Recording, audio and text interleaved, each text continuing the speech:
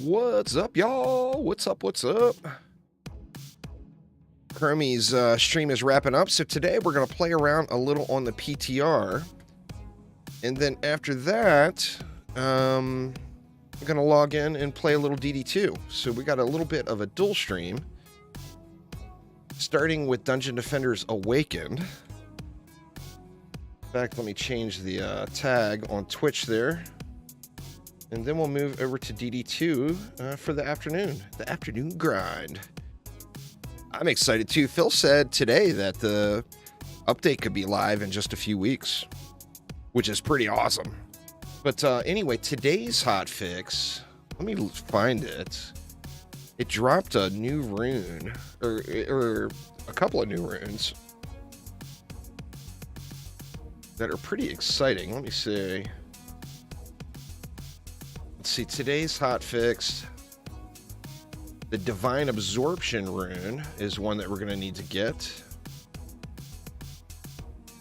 Divine Protection is active. Damage receive is... Oh, wow. There's two really good runes. There's a Retribution Aura rune. And then Radiant Outbreak. Radiant Outbreak, it says, drops in Glitterhelm. Or anywhere in that act. I think the thing to do might be to just go look for that rune. Just on the ground. We can do just a Royal Gardens. Let's do that. Let's do a Royal Gardens. I'll queue it up public if anybody wants to join. Feel free. I am on the PTR build, though. And we'll do Dune Eater difficulty. And I think we'll just kind of do a spam build here, to be honest. Just to get the rune. I want to get that rune and test it out. What do we have here? Well, let's just go with just a regular old kind of generic build just to get that rune.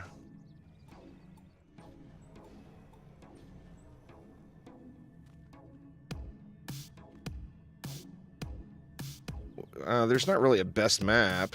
You go where you get the materials from. Phil said this morning that it could be as early as just a few weeks. So I would say anywhere from between maybe 2 weeks to a month is probably fair. Welcome, y'all. Welcome. Chromatic with the raid. We're going to start off with a little PTR fun here, and then we are going to move over to some DD2 for the afternoon grind here. I'm trying going after the rune for the cannon here is why I'm doing Royal Gardens.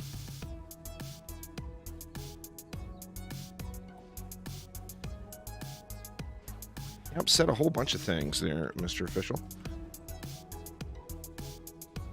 My connection is still crappy today. I actually called my ISP yesterday. I was on the phone, of all things. The telephone. What the hell? I haven't used that thing in ages other than to call the wife.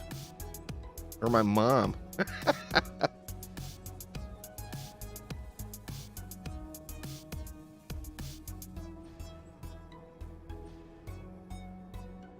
Let's see. Is that going to be enough?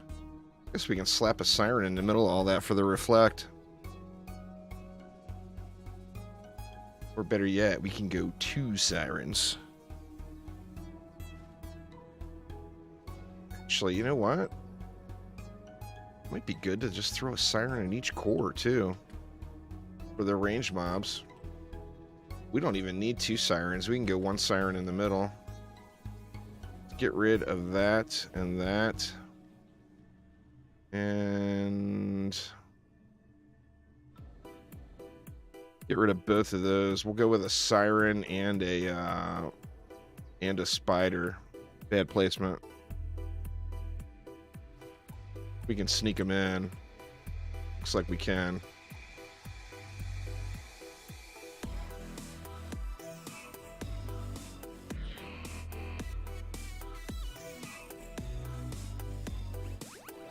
This, the siren bubble is going to be quite game-changing for grinding out the little bombers on this map. Because if you ever lose on this map, a lot of times it's because an ogre threw a kobold and it blew up on the bottom. Well, the siren bubble is going to protect the bottom too and reflect it.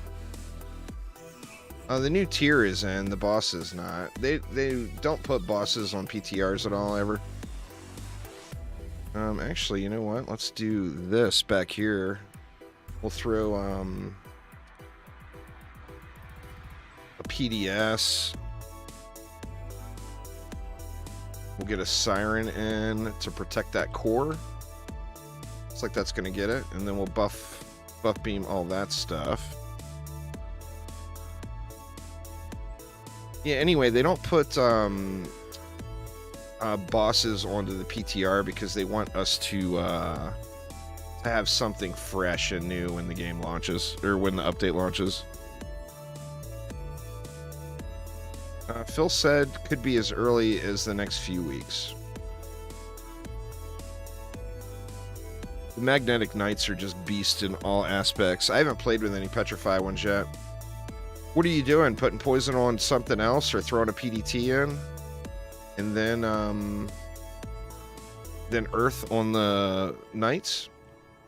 Or what's the play there? Oh, you're using two separate Knights.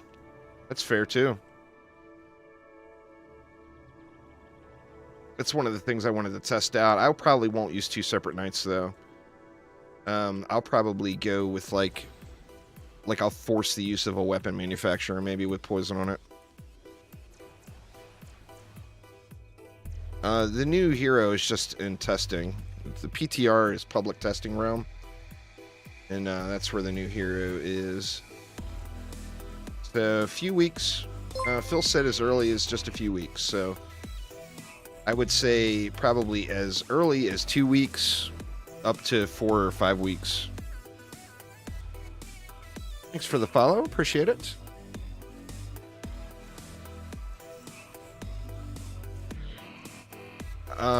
Wisps tend to get overwhelmed in the higher difficulties with the increased mobs. So the answer to that is you add supplemental damage in. Like explosive traps help out quite a bit. Wisps are not... definitely, they're usable, but they're not meta in current end game. Yeah, there's 2 new pets. We'll go get the other pet today too if there's time.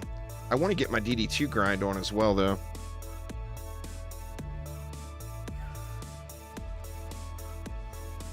Lots of stuff to do in all the games. I was joking with Phil earlier that, you know, he needs to provide the community with coffee because nobody's going to sleep. Too much good stuff happening. Yeah, the updates have been pretty consistent there, Pro Ace. What is not consistent, though, today, or all this week, has been my internet connection. So I do apologize for the occasional framiness.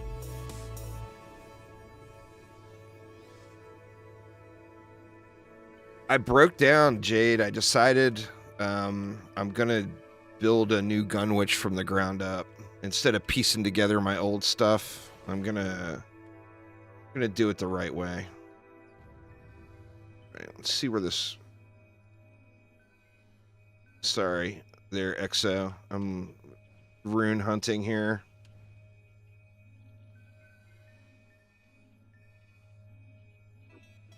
I don't know what the icon is on it, or if it has a placeholder icon. Yeah, I think I'm going to do an HD one. I've never played a HD Gunwitch, so I think something different will be enjoyable. I can't help you contact a developer. You just like everybody else. Same as me. Post it on Discord, send a message to support@chromatic.games, or post it on their forums. I have no contact with developers that anyone else would. Just playing around, Kasser. I do different stuff. I try to do different stuff almost every time. But just kind of just playing around. It's not actually much of a change.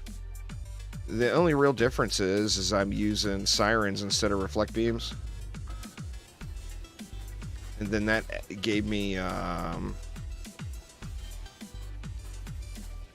is that, there's something new. Radiant Outbreak, ba-boom, we got it.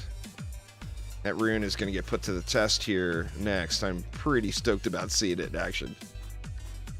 Maybe I'll find a higher quality one.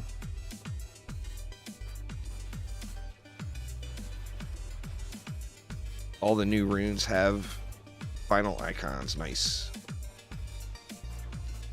So need to get the ogre pet and check it out. These tornado pets they're a dot pet. So it's not the big upfront boom boom like you get from the penguins or from the little bomber or the monkey king. The damage has to ramp up, but once it does ramp up, it's pretty good. You're well into that 200 million DPS range real quickly.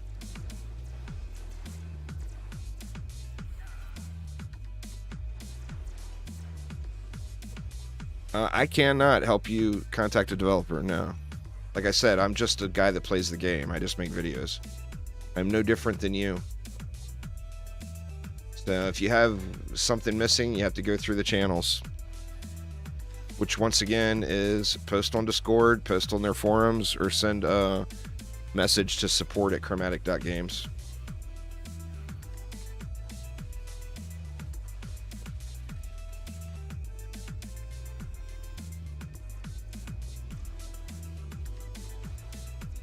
Well, they're dropping. There's another 5 out of 8. Obviously, I don't need another one, but...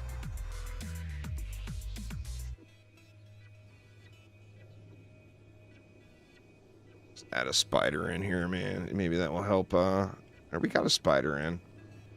Let's throw another one in right there. I think we just got to watch for ogres on that side.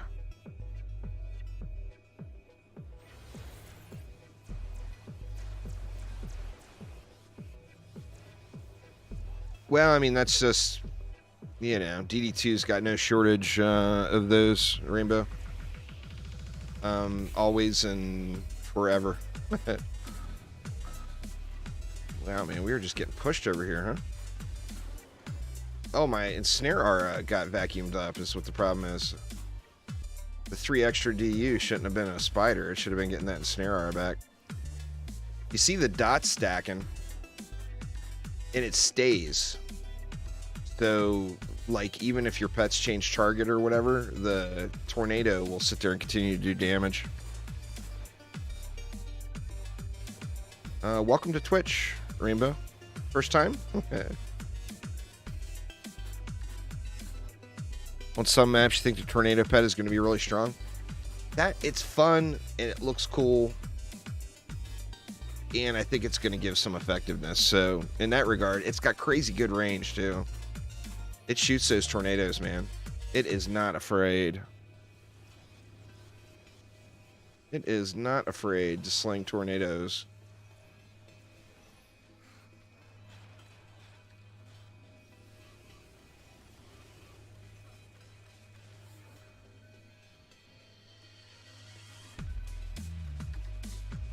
Yeah, definitely not little bomber range, but does have impressive range though. I mean, it's shooting all the way into the spawn from back here, you know.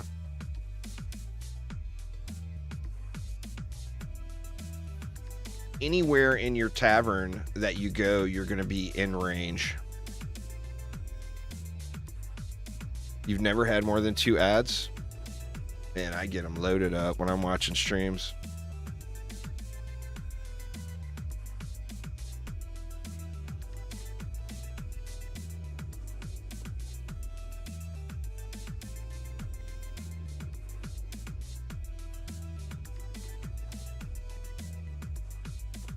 All right. So got what we came for anyway.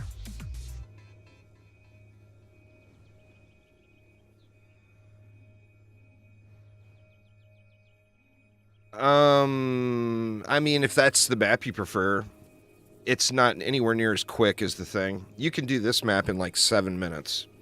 if you're doing a speed farm build. You just can't get the library done that quick. I can't anyway. But yeah, check these guys out. No matter where you go in the tavern, you are always in range. Oh, it looks like we found a spot right here. We're not in range of anything.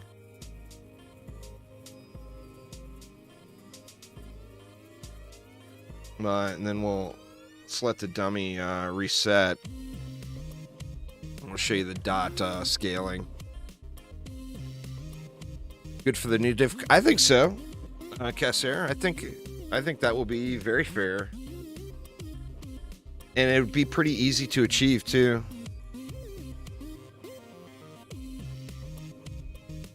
But you see the DPS, it just slowly ramps up, and it should get up over 200 mil.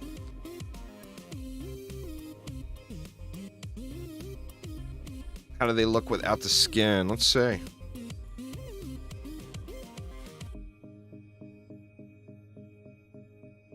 It doesn't look like there's a transmog option for it yet, but we can just turn the pet skin off. And they're birdies. Get both of them going. Of course, these are fused ones, so they got the fused texture on them, but they are the fused Zephyr.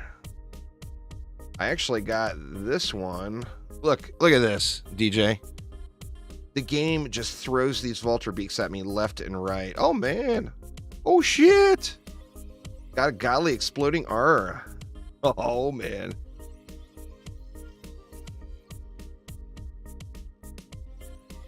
But yeah, it's a birdie. It is a bird. So, I mean, visually, they look pretty nice. I don't have a non-fused version of it, but I'm assuming the fused version probably looks real good. Or the non-fused version. Where is the one I got? Maybe I didn't loot it. I must have trashed it. This is what I was going for, though, is that Radiant Outbreak. Oh, no, here's the one. I got this Supreme one on the dev stream running with Phil, but no vitality on it. 2,000 attack, and it's a low roll, too. 408 upgrades. It's got to be at the low end.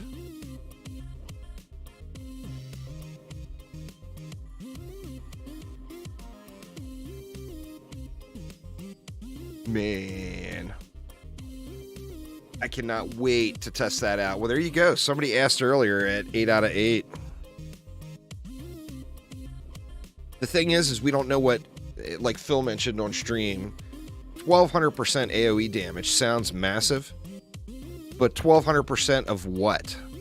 Because the Strength Drain aura doesn't have a damage value. So there's nothing that we can look at to even theory craft what that number is going to be. You know, who knows? All right, I want to give these cannons a test. Do we have a cannon slinger here? We do. Let me give them a proper test. So we'll get rid of the fort here. And we'll go full power. And then the deal with this rune is Holy Cannon has a 15% chance, which that was what will go up as the tier goes up. This is only rank 5. To transfer the dot stacks to another nearby enemy when an enemy dies. Now think pack of goblins. Say there's 20 goblins in a pack, and the cannon is just tapping them. Pop, pop, pop, pop, pop.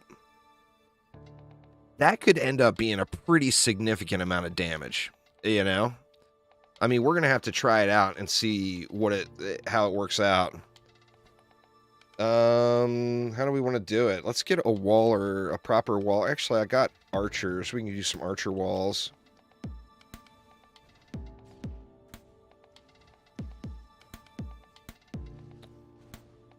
On kill means it will only ever be on one enemy. I don't see how that means that. Let's see. When an enemy dies, I mean, if you've got, because the dots stack individually as far as the towers go.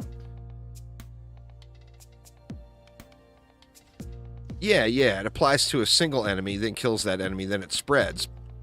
It doesn't say it spreads to one enemy. It says another nearby. Oh, I guess it does. Hint at that. They couldn't make it spread to everything. I think it would be too OP. It doesn't say one enemy, but that does lead you to believe that it's one enemy. Maybe Phil can confirm that. More enemies, Phil. More enemies.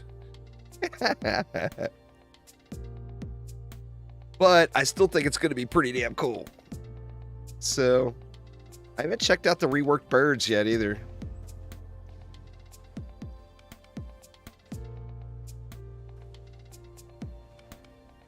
But let's just go to the good old ancient mines.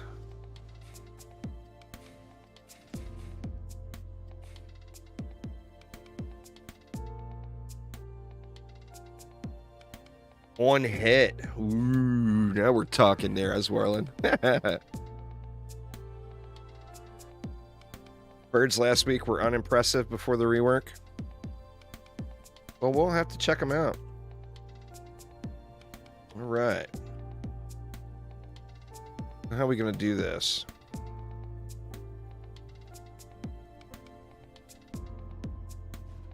Well, you know what? Let's get some RS stacks down first.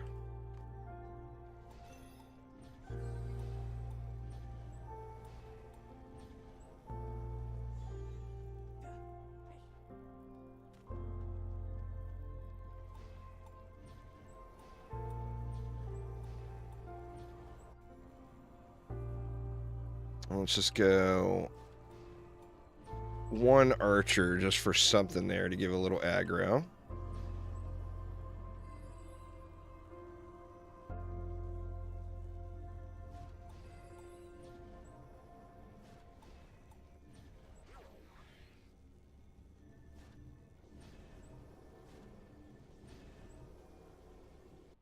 And we'll throw a siren here to protect them all. And go with some boom boom in the back. Boom boom in the back.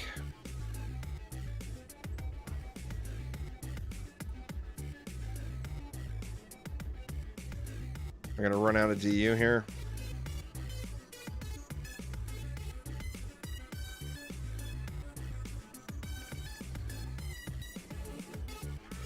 What's going on there, Batman? How you doing?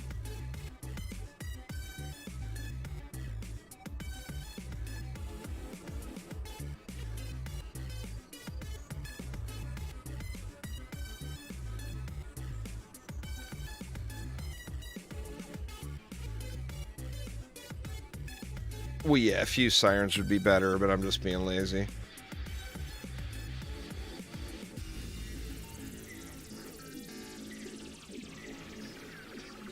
Lazy.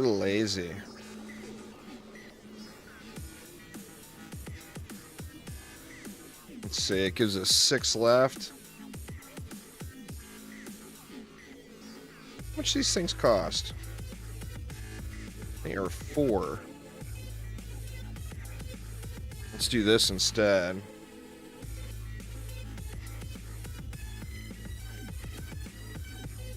We got nothing for spiders either.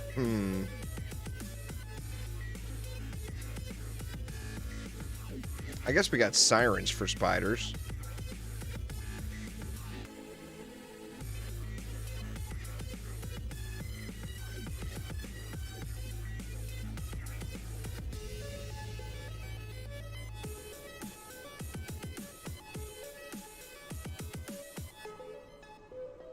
I was just gonna shoot the flyers myself.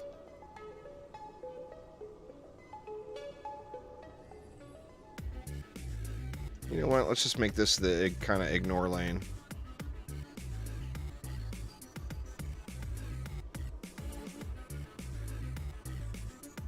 Shoot, I'm gonna screw the whole thing up. I'll move these instead.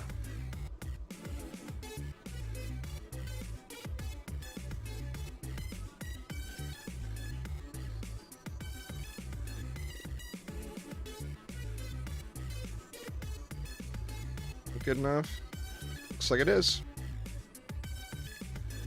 All right. C10 is out on DD2. I'll be switching over and checking some of that out here in just a bit. The healing aura. Do I have a healing aura down? I don't have a healing aura down. Oh, I do have a healing aura down. Good call, good call. Well, there went my extra DU. Alright, sorry, Archer, you're getting abandoned again. Good catch there, Trix. Good catch.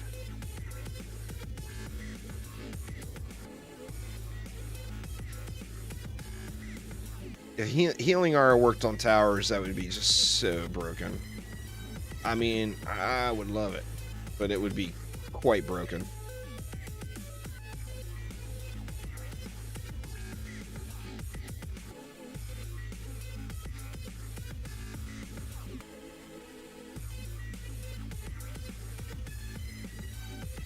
Ooh, targeting issue. I'll have to check the targeting, see what they're on by default. We are in trouble with the targeting, though. Gonna have to switch that up.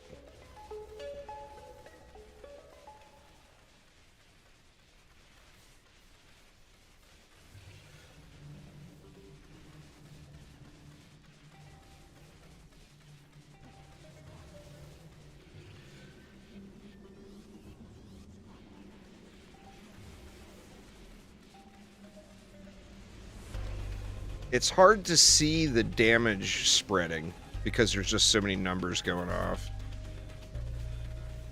The dot damage.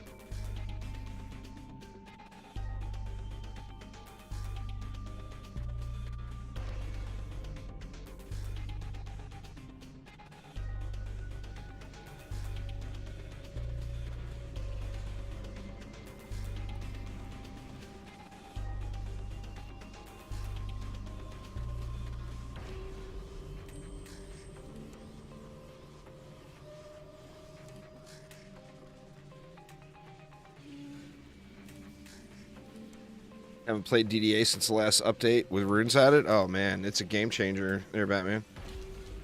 Very, very, very different. Runes are quite the game-changing thing.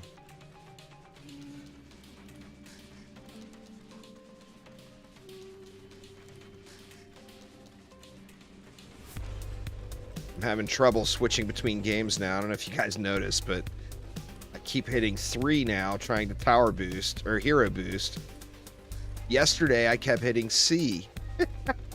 I just can't get it right. Play DD2, hit DDA's key.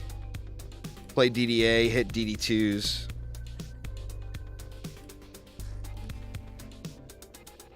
That's why that healing aura got placed, I think. I'm not positive. I either just derped and hit the wrong button, or that's why the healing aura got placed. One of the two.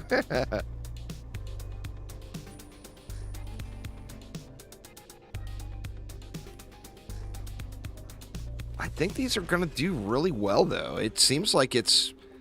This tower just seems like it's kind of a win. Oh, I never checked targeting. Yeah, good call, good call. Let me see. It's on strong. Yeah, that's a problem. Let's go... Well, actually, let's just change it to air. That will go through the special enemies after. We'll get us some tornado slinging, too.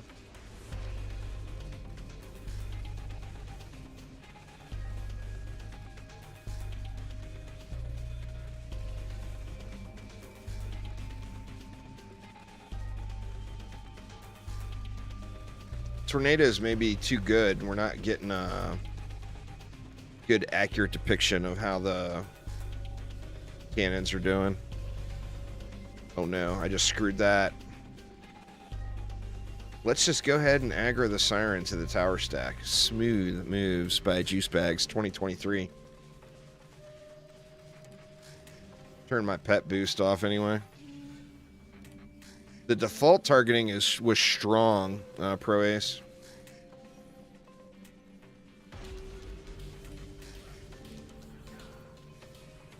Oof, we got overrun. I think that was...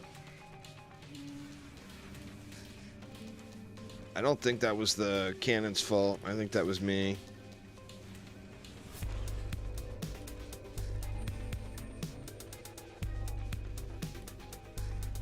Or maybe just putting a better mix in, like having cannon set to special and something else set to air.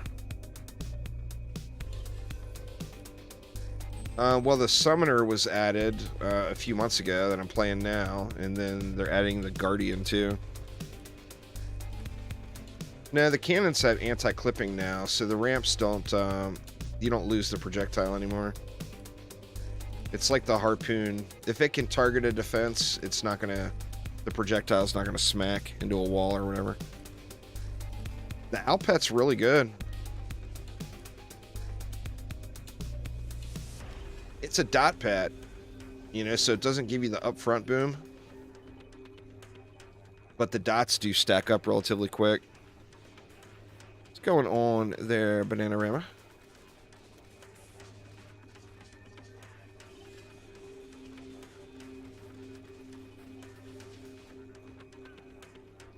Oh yeah, no doubt. All right, let's see. Why can I not swap heroes?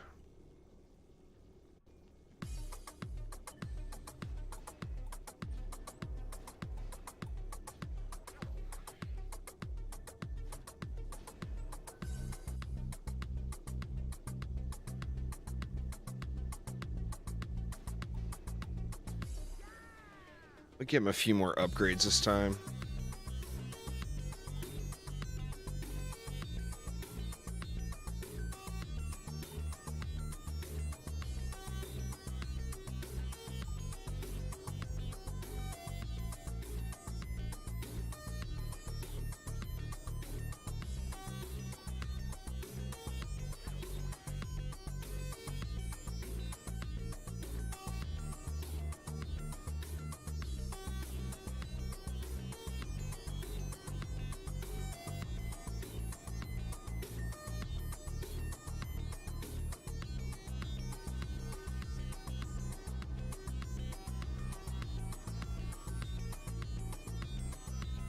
All right.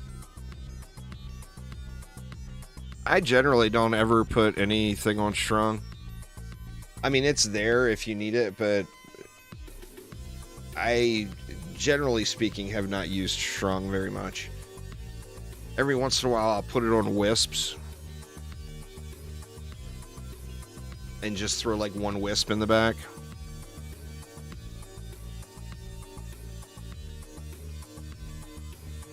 There's Mel.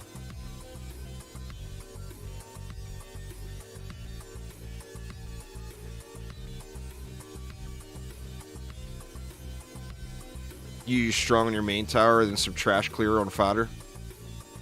I just feel like air targeting is just the best in the game. For me personally, most of the time I lose maps, it's like a wyvern that snuck in. And air targeting just so handles that. Nothing for Sharkin is what's getting us here.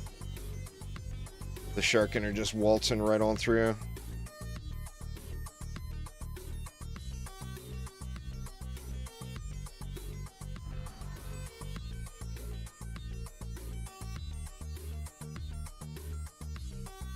Oh, and a crash.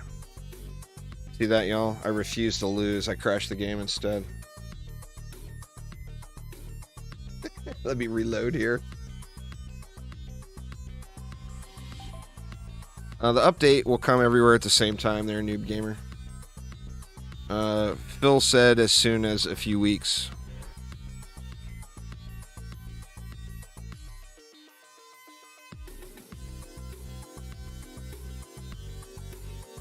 Alright. Get back in here.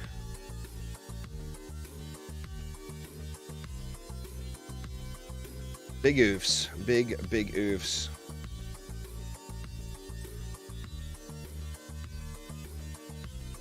Nice giraffe.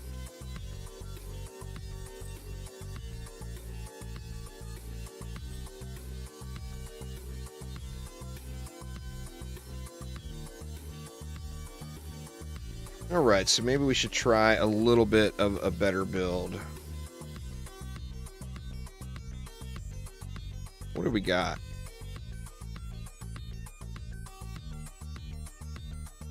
Actually, their range is so good.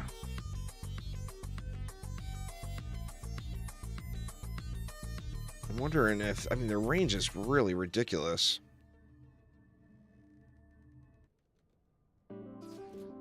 Let's try it again here. Try a little bit different build, though. We'll add a little bit of variety in this time.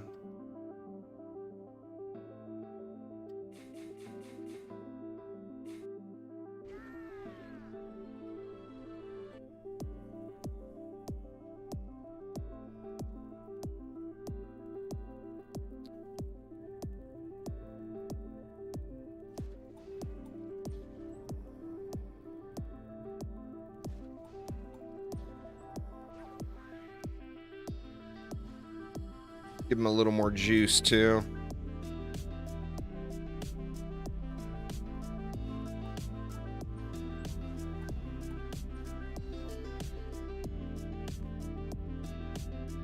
Range looks close to Sniper Tower. Yeah. Looks really good.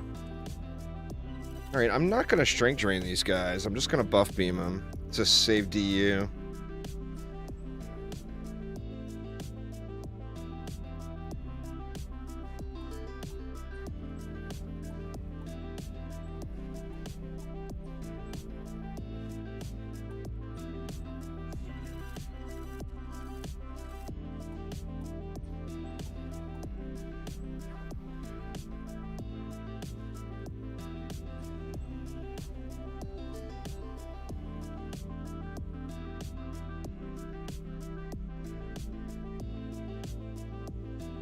Now you got to ask yourself, do you bother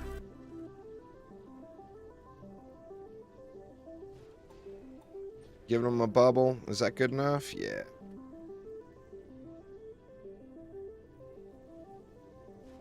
When you could do it with 2 reflect beams, you know?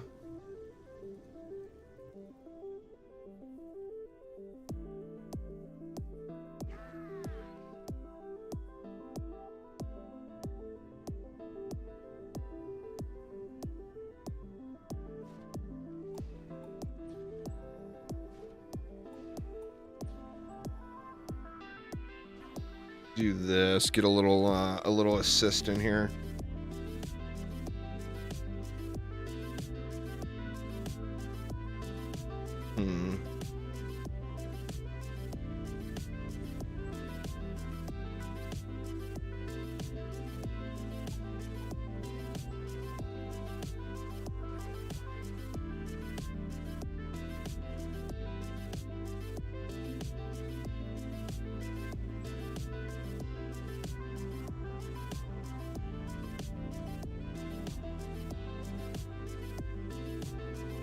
Traps are too strong is why I'm not using them purposefully. Traps will take away all of the glory, so you don't really get to see how well the tower is doing. Because they just will melt everything.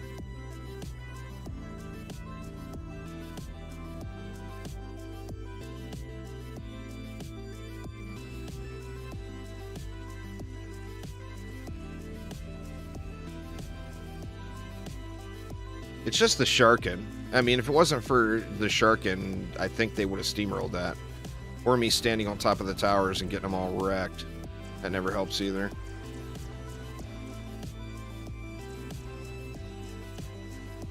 Gas traps beat Sharkin that have not started charging. But currently Sharkin are charging from so far back, you would have to put the gas traps all the way up the lane. Once a Sharkin starts its charge, it runs through a gas trap.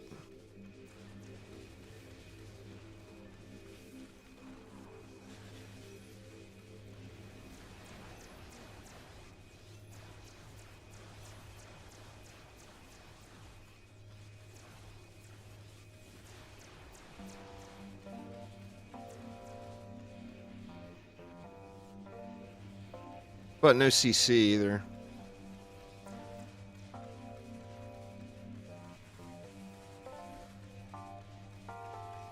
other than ensnare. A spider would have made a pretty impactful difference too.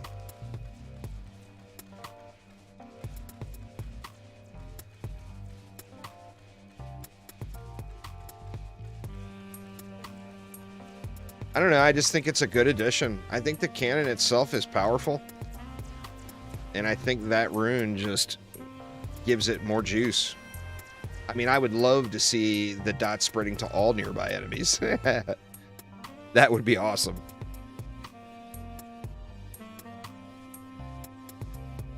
But of course, that's not what it is. It might be a little broken then.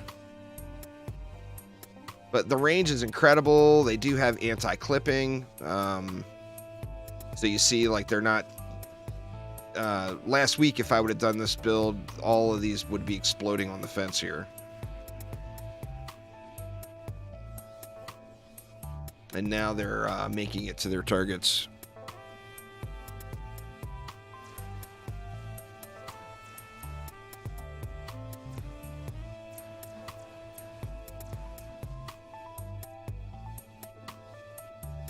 I mean, they just rip the shots off. Yeah, that's absolutely huge. To be honest with you, in my personal opinion, I think that should be a basic feature of every projectile defense. It would just make every projectile defense in the game more viable.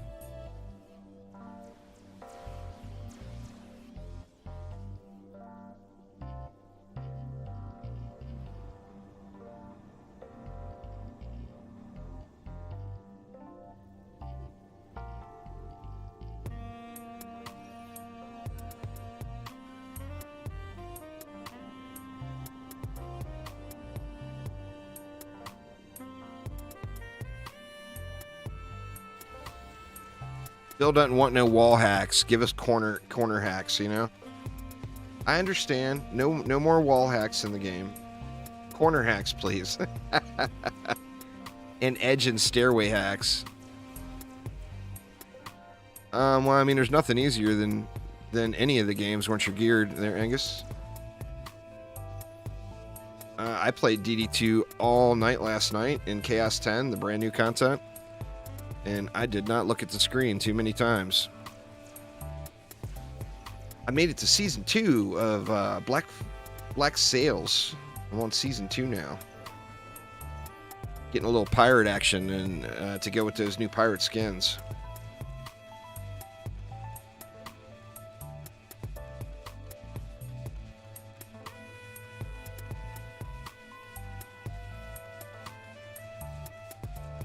I think 4DU's a fair price for them.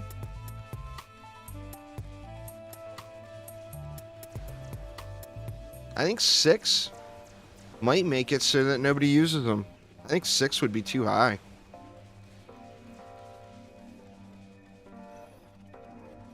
Because remember, at heart, it's a single target defense. It just looks like it's a big boom boom, you know?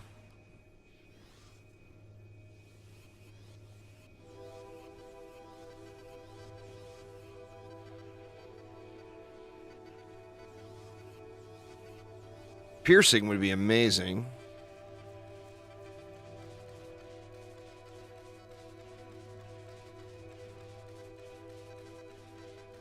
Well, I mean, I do like the whole theme of the dot spreading to a nearby enemy. We'll have to look at the dot damage on the dummy and see. I can't imagine it lasts long. Thanks for following. There, Zenons. Appreciate it. Piercing with damage reduction. Well, I mean, if you're going to go that far, Pro Ace, you need to just throw in AoE as well. Piercing and damage reduction might be a little over the top.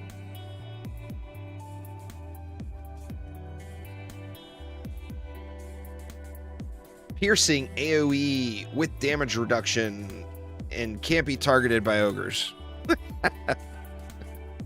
Well, no, I meant the dot spreading as far as AoE. Yeah, the AoE when it's super duper small. Stupid godly runes. Why you drop on PTR? That's 2 godly runes today in 4 maps. Oh, there is no AoE anymore. Okay, so the AoE was removed with the rune. What the hell, Phil? 2 godly runes on 4 maps? I've only done 4 maps today.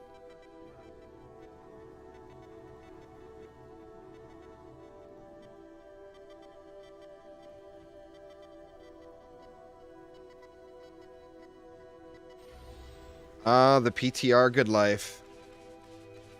If drops like this existed in the live game, I want to see something. Don't shoot at the copters for a sec, Exostomp. I want to see if... It might be too late.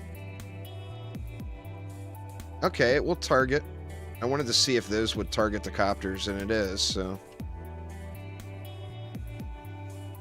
No, it's just RNG, because this is not my live account. This is the testing account. None of the progress is saved. So it's RNG saying, haha, you filthy...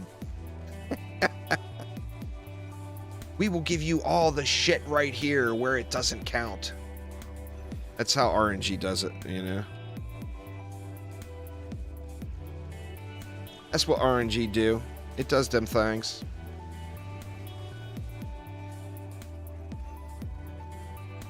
I don't know, I like the concept of the rune, and then the rune for the Guardian's Blockade. I mean, it just brings that whole package together, you know? Definitely going to bring that whole package right together.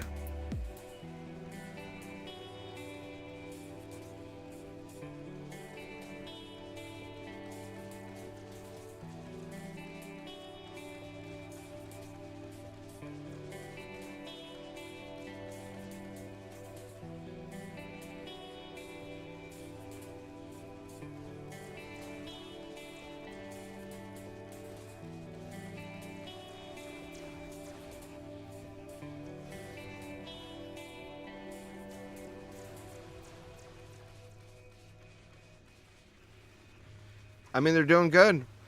All we did was move them back, a little bit better placement. Added 1 PDS.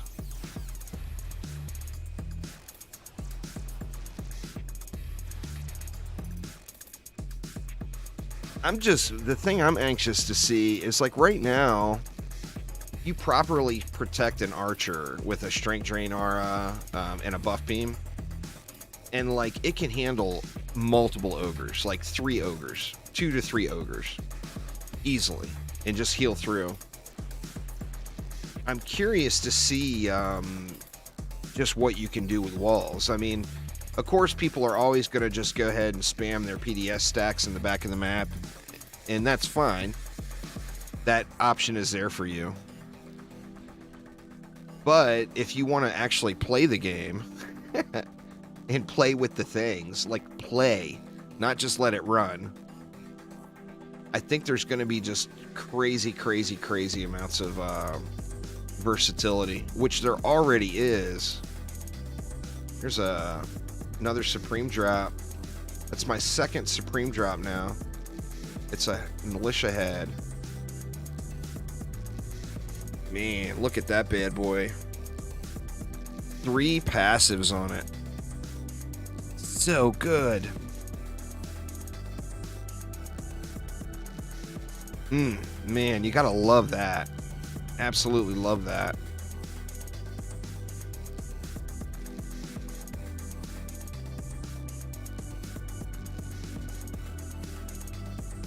Crazy stuff. Let's see, what else we get there? We got a poo-poo hippogriff. There you go, y'all. I'll do the dirty. It's the PTR. Sell. Godly rune down.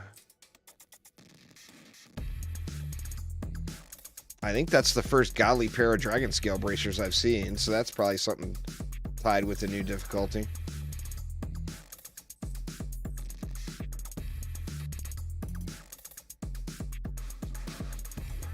Not too shabby, not too shabby. Now what, I still haven't checked out the birds. Let me see, do I have a proper bird boy? Or bird girl, pardon me. I think I stole her gear. I did. Alright, let's see what we got for a guard set.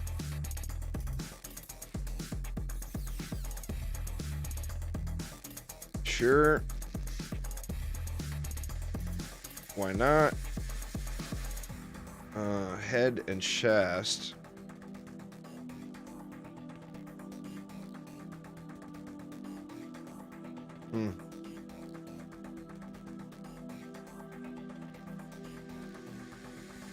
Let's just go with that piece. Do I have any? That'll work just for testing purposes. Let's pull this out and go here.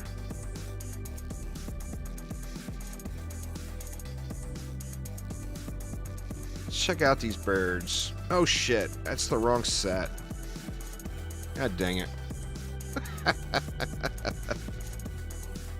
About to get nakeder, Guardian.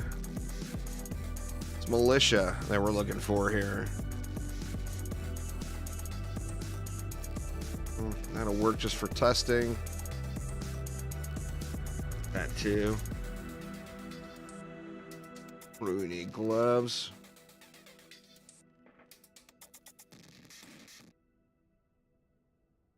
Just throw these on. Lose the passives, but it'll be alright. And then that head.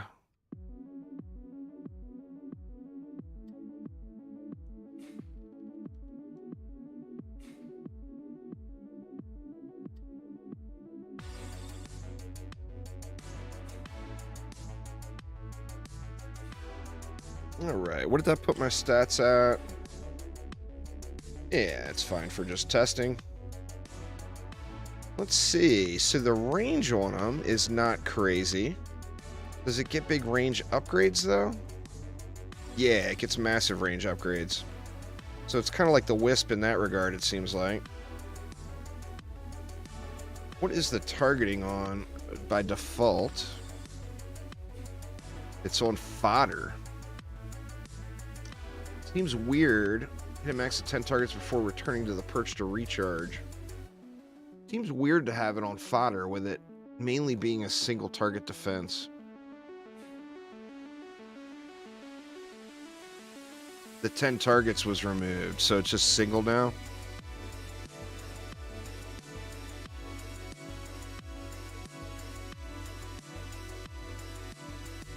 Alright, alright.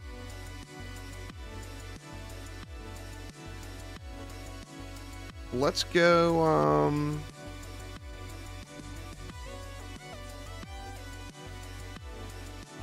my only concern with it is the travel time. Because you look every 0.73 seconds, there's no way in hell it's attacking every 0.73 seconds. And it's because the travel time eats it up. But let's go to the same map and check it out.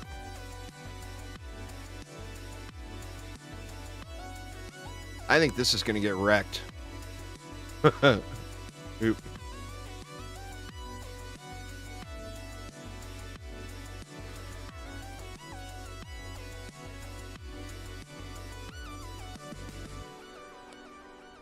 A launch delay. The travel time is what eats those things up. Oh man, there's Archangel.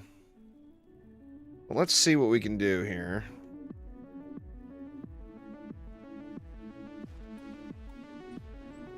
We're gonna spam them too. Which, you know, obviously spam builds of one thing, unless it's a super OP defense, it's never necessarily the right thing to do.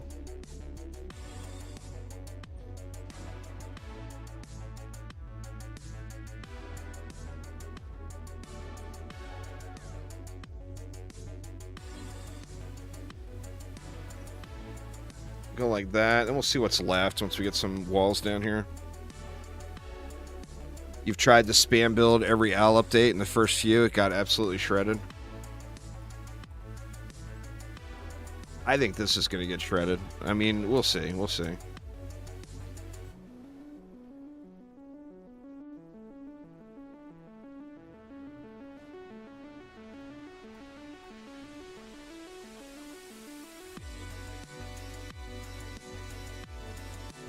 Let's see, what does that leave me for birds? Birds. How much are they? They are 3 DU. We're definitely going to have to give them upgrades right away.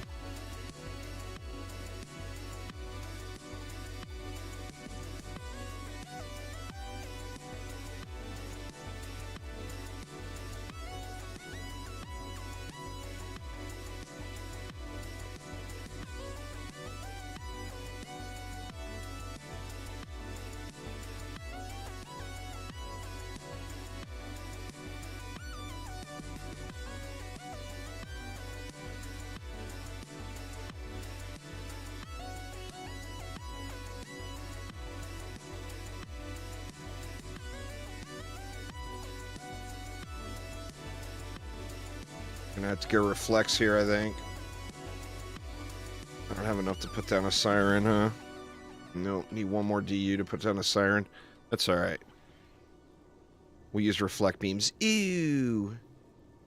Reflect beams are ooey.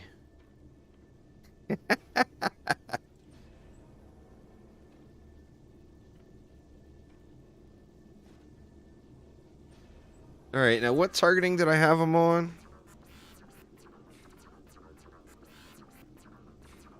They're on air.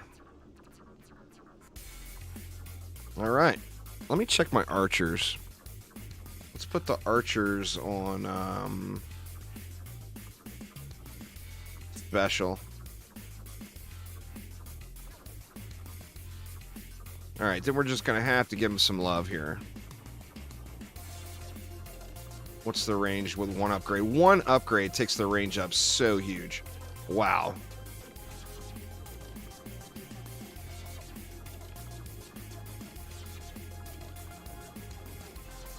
Jesus, look at that. One upgrade. Holy shit. I mean, I ain't complaining. Don't get me wrong.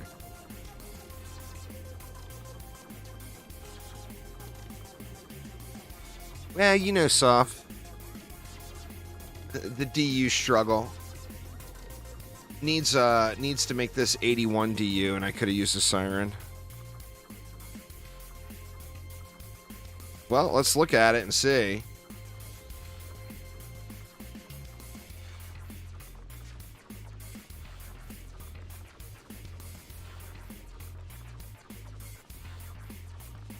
I think just the visual indicator is off on it. Because they don't seem to be flying out that far.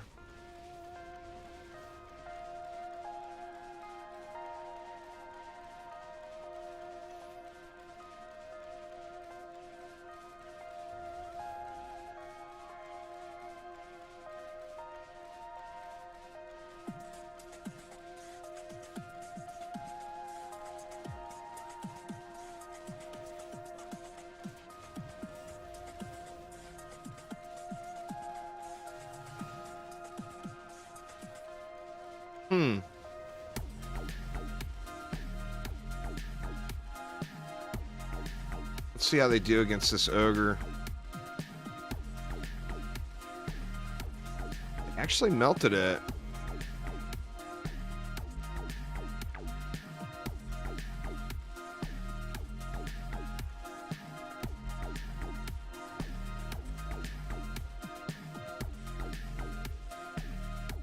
I feel like it's doing better than the cannons did.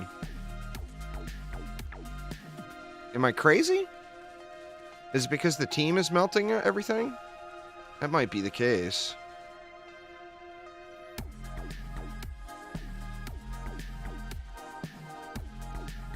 Yeah, we lost some stuff.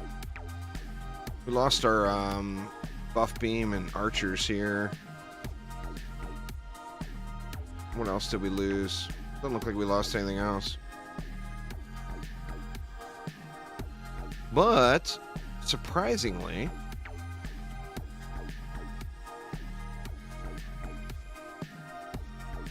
they're still shredding. Siren could use that anti-clipping too, you see here, huh? I don't know. I really think that it would add even more diversity to a game that's had incredible amounts of diversity added to it.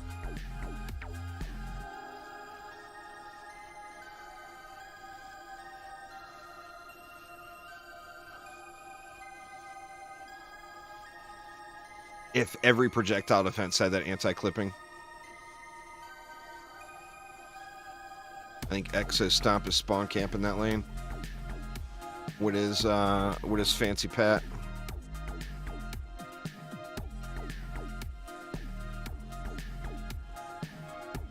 Had to have lost something else too, right? We lost Aura as well.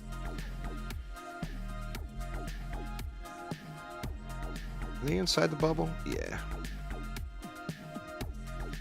No, did I didn't use a strength drain, right? What else did we lose? Oh, we lost these too. I see. Out of juice. Thank you very much.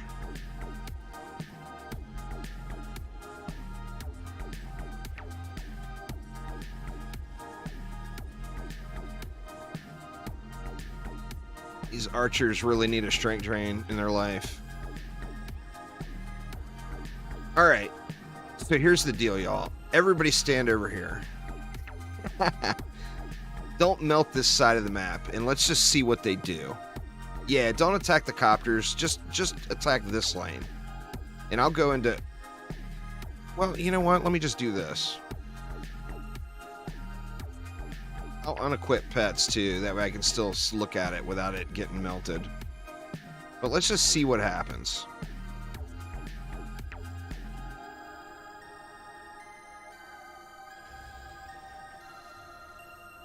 I mean, it should all get overrun, right?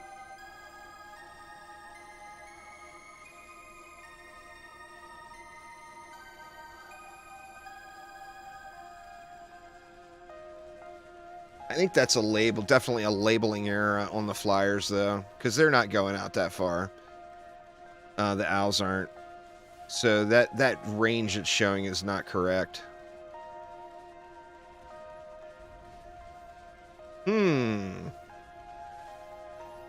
All right, we got no real player interaction going over here. We got a couple of shots, rando shots from a pet here, but not very much.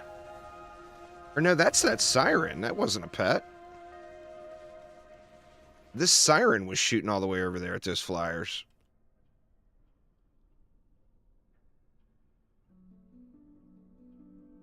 I don't know, y'all. It seems to be getting the job done.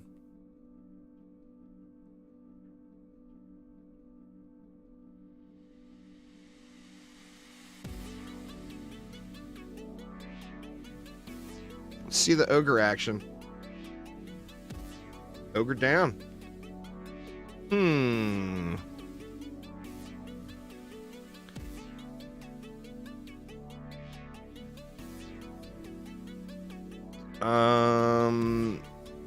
Owls might work, y'all. Owls might work.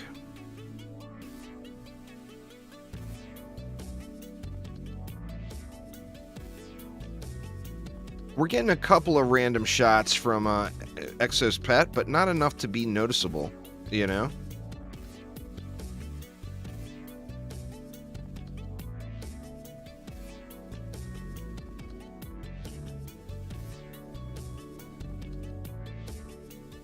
May not be terrible. The pet is pretty decent, Nefali. It's like a AoE dot type pet. It throws a tornado around the enemies, so you have to wait for the dot to scale up. It's not instant damage, but when the dot scales up, it does pretty good, yeah. And it's really cool looking, which is, I think, half the battle there.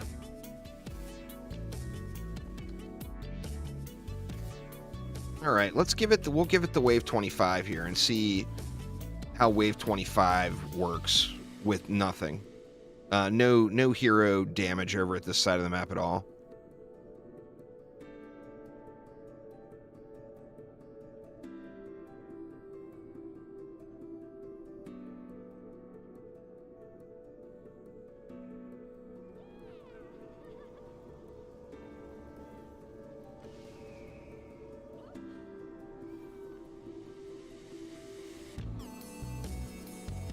I'm gonna jump off the cliff as soon as the wave starts, so I can get the death cam going.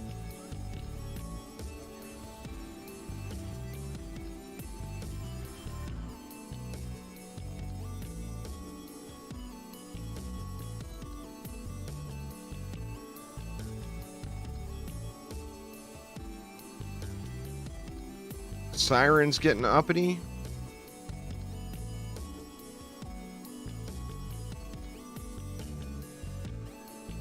I think once the copter ogres are cleared, the ground lane is just going to get smoked.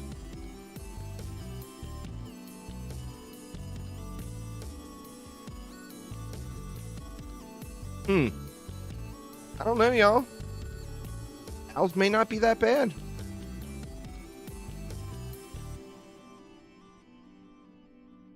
I mean, as soon as the copters are gone, watch the ground lanes just get cleared. Boom. I mean, I've got him on air targeting.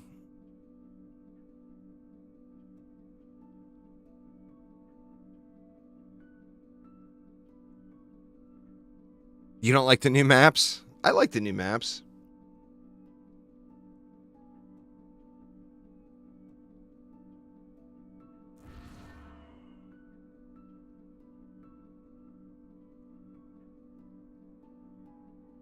Maybe we give owls a chance.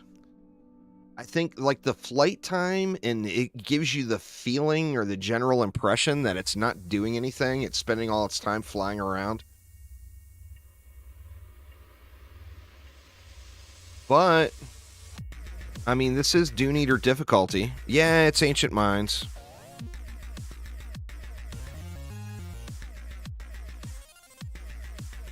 But it's also 12k main stat, so it's Lycan King gear on a Dune Eater difficulty map. I think the owls might work, y'all. Owls seemed better than the cannons, even though the cannons visually look like they're doing so much more.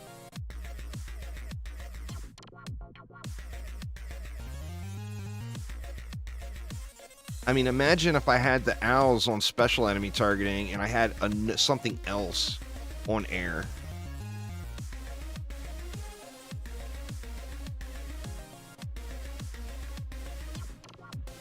Seems like it might be all right.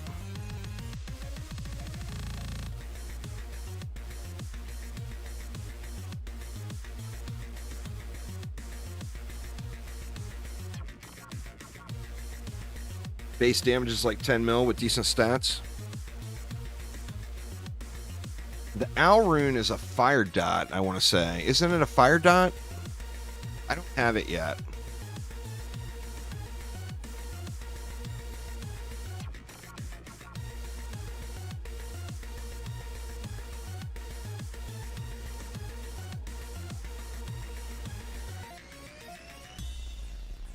Nothing glorious.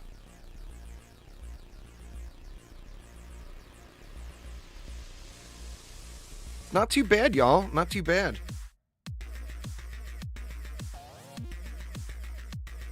Try no walls. Well, I mean, no walls is just not a smart thing to do with that combo, I don't think. As long as there is an enemy in their range, they keep flying. Gotcha. Is that what they're doing here? Let me see. Oh, yeah. Oh, they're hitting every enemy once. So it looks like if there was more enemies out here, they would keep hitting. Here, let me move it over here. Or they don't have wall hacks.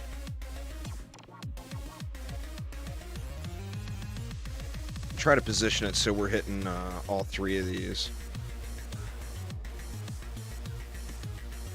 Oh, look. Yep. It's making this loop. Going up top, coming over here, going up there, before it comes back. So that's interesting.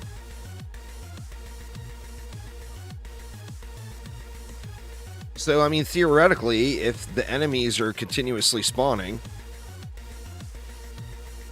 they're never going to come back to the perch. They would stay out there and flap around and whoop asses. I don't know. I dig it, man. I think it's all right. Is it a main defense? I don't think it's a main defense. But I think it's a defense that you could add in for some fun and flavor to lots of different builds. You know?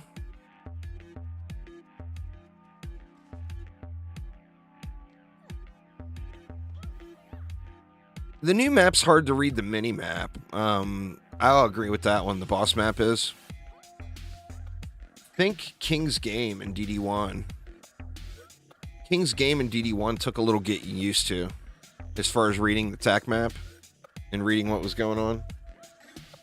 And now it's got both of those layers imposed into one mini map. Yeah, the wisps are the same. No change there. All right, y'all. Speaking of DD2, I am going to take a real quick coffee break and then switch over to some DD2 grinding. So I do want to get more in on the PTR, but I also want to play DD2, and that update just launched. So it's an absolute travesty for Chromatic to take all our sleep time away, because if you're a player of all the games, you got a new update for DD1, you got a PTR for DDA, and you got a new update for DD2. We're all screwed. We're never going to sleep again. So if you play all the games, you're in deep trouble right now. So yeah, anyway, give me just a couple of minutes, y'all. I'm going to go brew up another coffee, and then I'll switch the tags and everything over on the stream, and we will get into a little Dungeon Defenders 2 fun. So give me just a couple minutes, y'all. I will be right back.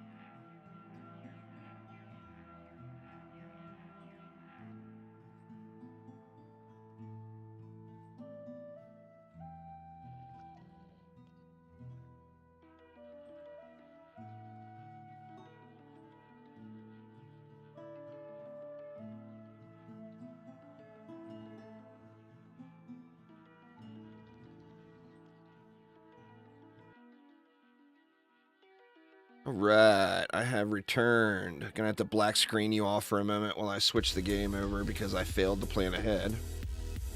Sorry. There we go. I failed to plan ahead. Let me get my Windows set back up here. You're gonna name your engineer Diggy Diggy Hole.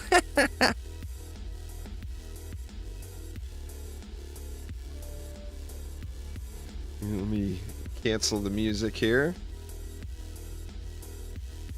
All right. So I did some grinding last night, y'all. Did some grinding. Looks like I cleared that already. I've actually got enough to do another relic, but I don't know what I want to do yet next. I got 300 motes, 200 amps, 94 clusters. I'm up to 32 ingots, but I don't know what weapon I want to upgrade next either, so I haven't spent them. Doing the smart thing and not just jumping in. Haven't grinded any of the other maps yet. I'm down to 1 goblin item insurance too. I'm gonna have to snag it. And I'm down to 68 million gold. Oh man, it's all fading fast. Fading fast. But I can show you all what I did all last night. Fully AFK. While watching pirates kill baddies. Or I guess the pirates are the baddies. Watching pirates kill non-baddies. You just got a strat now, so you're trying to get C10. Well, I mean, the level 6 gear just drops. It will just ramp up to that. I don't have any gear dropped recently, I don't think. You see, like, or that 6 of 10. I mean, you'll get to a point after you play a few maps where the gear is just all dropping at 6 of 10. But, yeah. So, anyway, I did engineer, destruction, enhanced throw, mass destruction on a magnetic. Destruction, mass destruction, kinetic energy. I still need to get that gilded on the railgun. And this is 1000% full chill mode, AFK. Don't even look at a Drakenlord, nothing at all. So everything dies. We'll just queue it up public. Feel free to join me.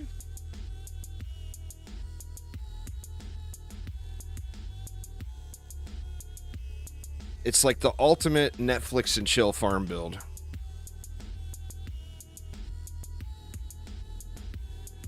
That's probably a pretty smart move, getting an alt squared away. I got my wife to play with me for a few minutes last night, but she gets bored with it real quick.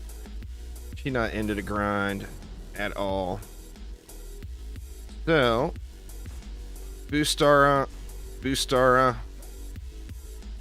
Yep. You can actually build the rest, almost the entirety of the rest of it from just sitting on top of the core. So, let me learn the buttons over again.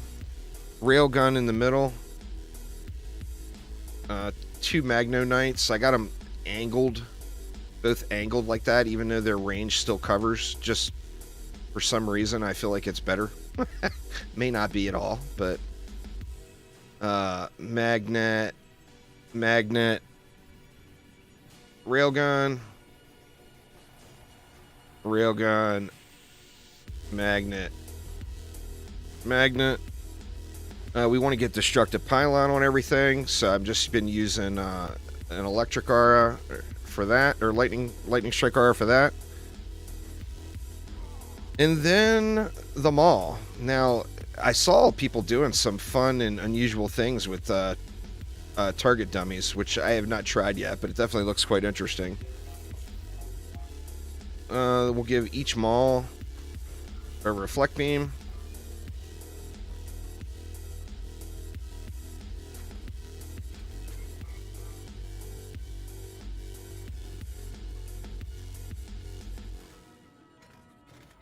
And then that leaves you 90 DU left, and kind of the no-brainer choice is just to throw a big old buff beam on everything.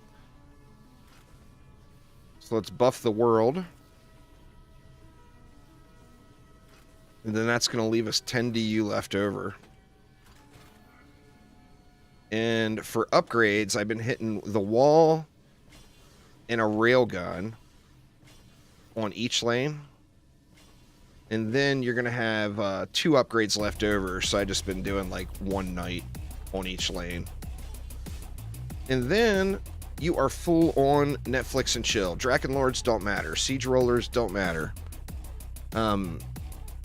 Nothing matters. I didn't do it 4-player. I'm assuming it will still be fine 4-player, but I did do it 2-player. And it's not a speed run. You're not going to get the map done fast because you're waiting for everything to run to you. But you're full Netflix and chill. So if you're looking for a Netflix and chill type experience, I can definitely give big stamp of approval right here on this one. We got SJ here. What up, SJ?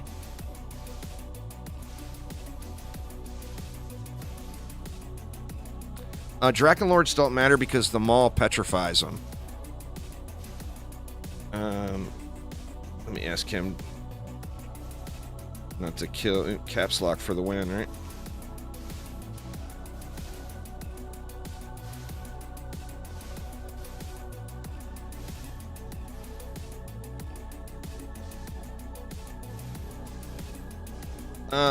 PC is actually, it's a myth that people want to start on PC Ninja Turtle. It's actually the smallest player base and has an enormous amount of people that dual, triple, or quad box and you never see. So don't feel bad about starting on console, because as far as I know, PlayStation has the largest player base, Xbox has the second largest, and PC is third. Now, that's not confirmed information. It's all through data mine stuff on websites. But don't want to switch to PC. You would be switching to the smallest player base. That's not for now. It's for the last decade. Remember, the game's been out since 2013. PlayStation was bigger than PC prior to Xbox launching as well. Of course, Xbox launched later, so it instantly climbed to number 1.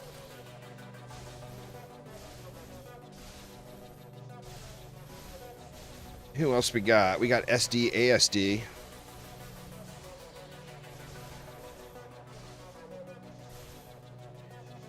But yeah, it is definitely full Netflix and chill right here.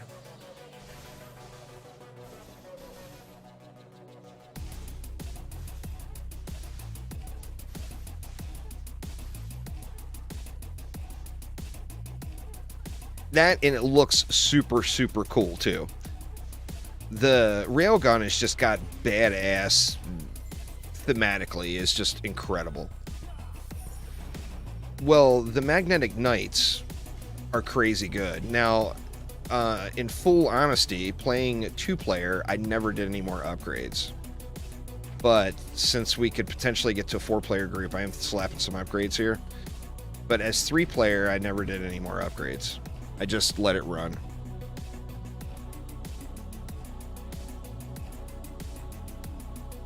And let me tell you, I can tell you all about Season 1 of Black Sails, because I watched the whole thing last night while this map was running. All of Season 1. It was only 8 episodes. But that was a good little grind. It was from, 7 p.m. until about 3 a.m.? Yeah. Double destruction on the railgun and the knight.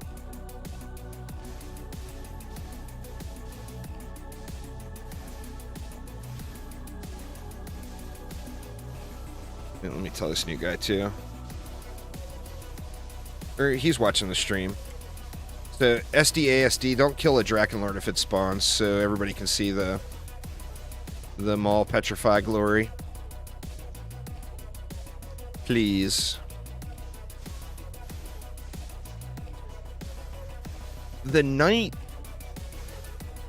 I don't know. I gotta give the guys that designed all this, I don't want to call them all out by name, but IHDC, everybody knows. I won't mention the other guys, but I gotta say thematically, man, this is like, it's A+. They did a great job with this update. In fact, I really, really do believe it's the best update Dungeon Defenders 2 has had in a whole lot of years. I can't even say when the last one, I think the last update that I thought was better.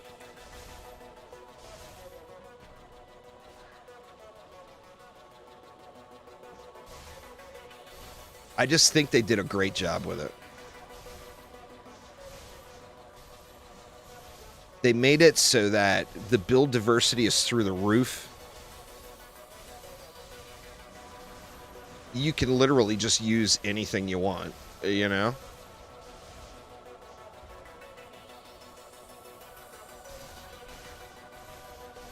The occasional kobold that dive bombs into the maw. So it's GG's there. Remember, the maw is self-healing. You see that just ticked up on its own? So any incidental damage you take at the maw, it's just GG's. It doesn't matter. You know?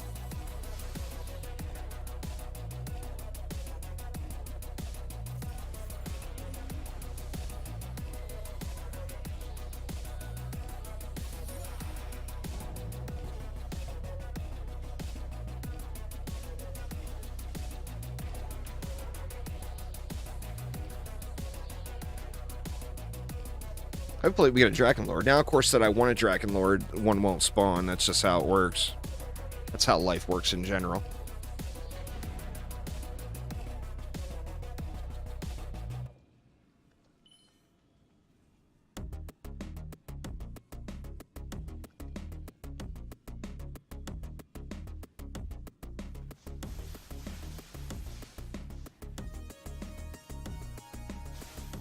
But yep, super, super duper chill. Great way to get all of your relics upgraded to Chaos 10. It does have a Scorpion vibe. It's got the Pokemon slash Marvin the Martian visual experience, and then the attack has got the Scorpion vibe to it.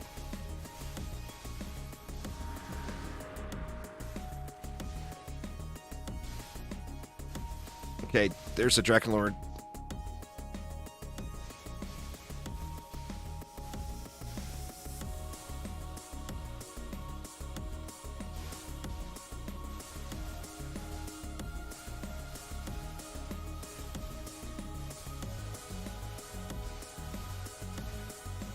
$1.3 bill, so he's not a full thickie.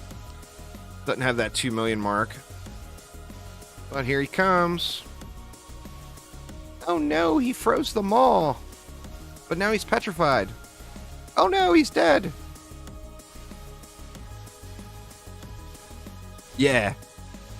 Good shit. Siege rollers, no problem. Dragonlords, no problem. Literally, Netflix and chill and go eat snacks. Get you some cheese and crackers. Midwave, it's all good. Cannon ogres, well, we got reflect beams, so we're protected. But yeah, this is the build I use. Like I said, it's not a speed build. You're not going to get the most materials per hour out of this. But if you want just full-on relaxation enjoyment, this build just will get it done for you. You're gonna clear it like 4 times an hour, is that? So it's not fast. The knights kill the rollers because the little spear that goes out, the scorpion get over here move, it does damage both ways. It does damage as it goes out, and it does damage as it returns. So it gives siege rollers booty service. Free booty service over here.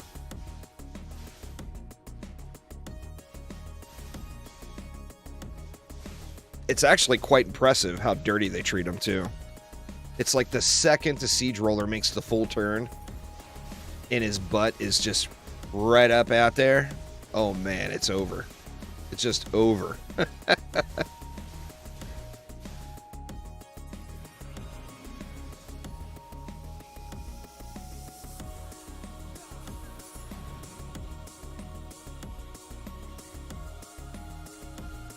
And actually putting the effort in and upgrading this stuff, it's just going to make it even more beast, you know?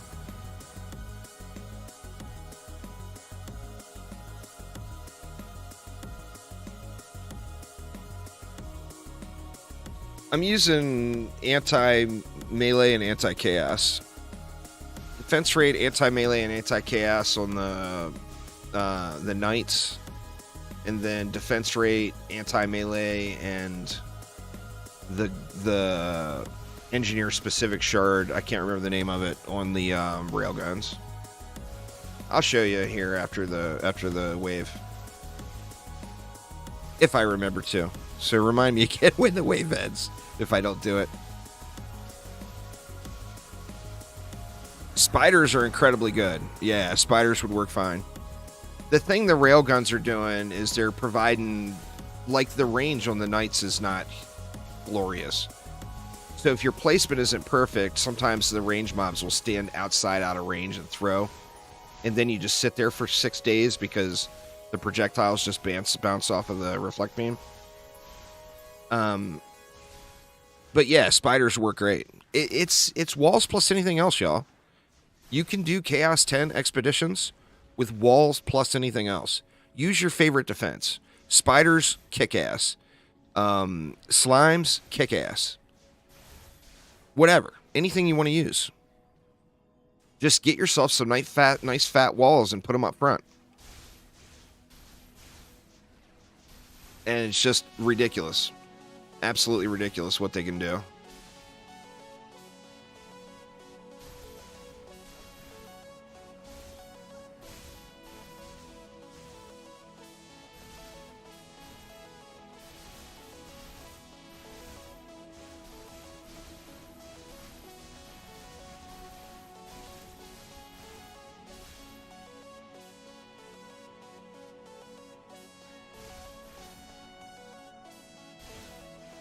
Just crazy, crazy effective.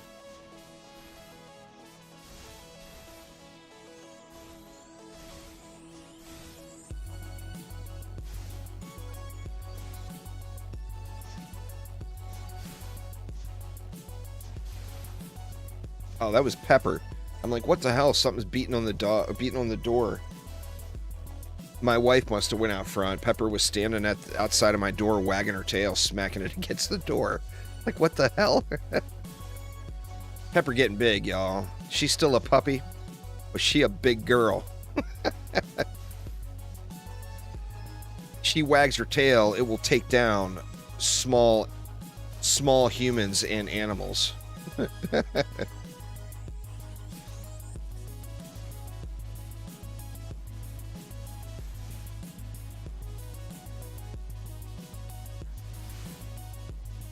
Oh, yeah. She's got crazy energy, man. She's a year old now, but she's definitely still a puppy. But she's got, I mean, you can go out in the backyard and throw a ball or whatever for her and just get her so she's completely out of breath.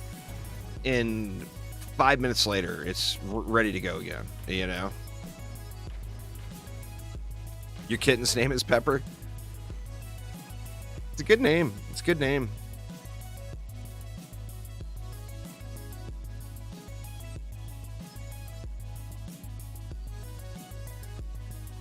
This one is a Bernese mountain dog. She's so cute, man. Of course, I'm biased. She's my puppy, you know? But she is incredibly cute.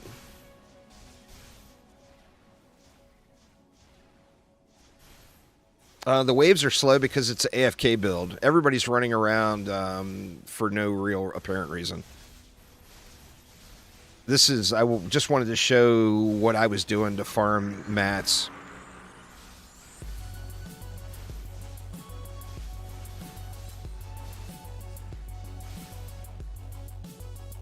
Oh, is the roller already dead? No, it's not dead, okay.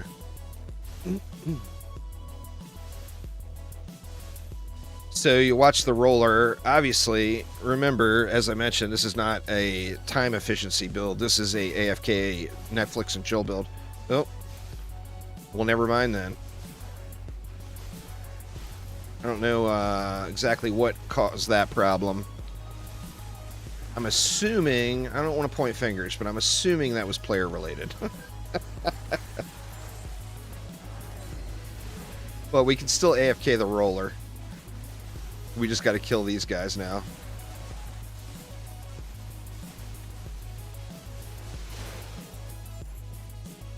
Oh, we got 2 rollers. Well, let's see how one of these will hold up. I don't know if one of them can do it, but let's see. So roller number 1 is coming in over here, and you'll see as soon as it makes the turn.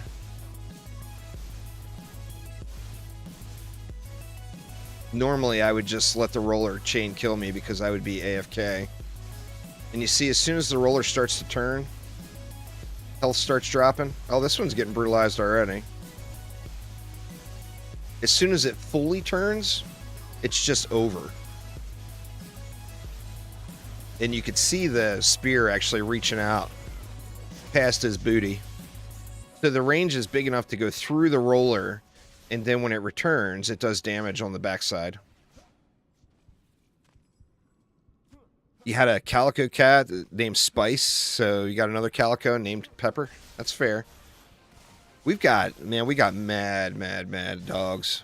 We got chickens that have names, y'all. They're egg layers. They're not for eating. Well, the eggs are, obviously. But we got 2 types of chickens. One of them is brown and one of them is... Or one of them is black. It's Jersey Giants. They're big chickens. So those are named after names that start with B. So it's Betty and Buffy. And who's the last one? I can't remember. And then we got Pepper, of course. I got my little kitty cat, Blitz. Everybody remembers Blitz.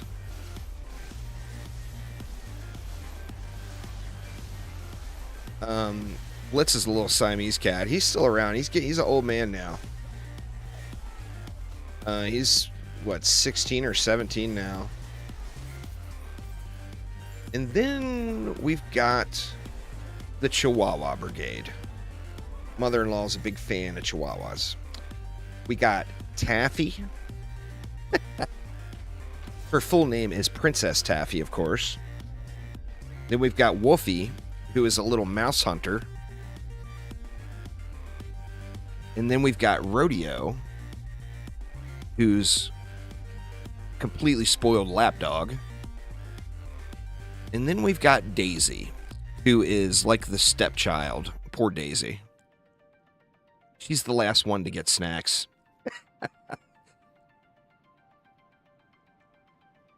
No, our, I don't remember all the chickens' names, but our, one, oh, it's Peggy and Penny is 2 of them, that's right. One of the chickens, when it was a baby, like before even out in the coop, like complete baby in a cage, got her foot caught in a cage and broke one of her little toes, and it healed back crooked. So we named her Peggy. Or the wife named her Peggy. I was not involved with the naming of the chickens. Just saying. I don't... No. And then, we got Penny as well, which is Peggy's sister. Those are,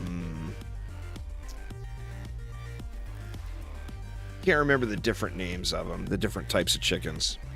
I remember the Jersey Giants because they're just big. They're called Black Jersey Giants. They're enormous.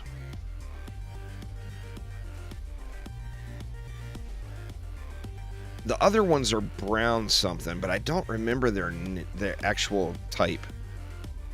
But yeah, anyway, we got 5 acres, so we live on a big piece of property, and we got lots of animals. It's not like a zoo and a small apartment or anything. There's tons of room for them to stretch their legs.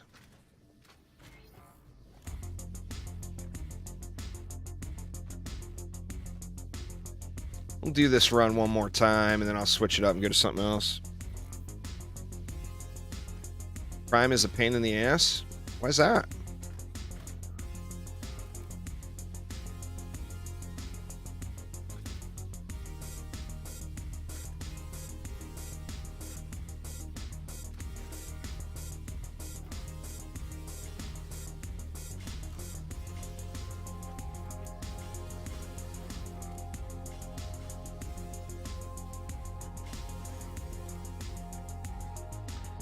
Then we got our neighbor. Been busy IRL, so I haven't had time to test it out. The engineer's defenses are absolutely incredible. As a hero, you can do good things with it, but it's kind of boring, in my opinion. Like, hero damage you can just shred. But the playstyle is super, super boring. The abilities do really good, and it's a lot more entertaining to play. But as far as the defenses are just beast.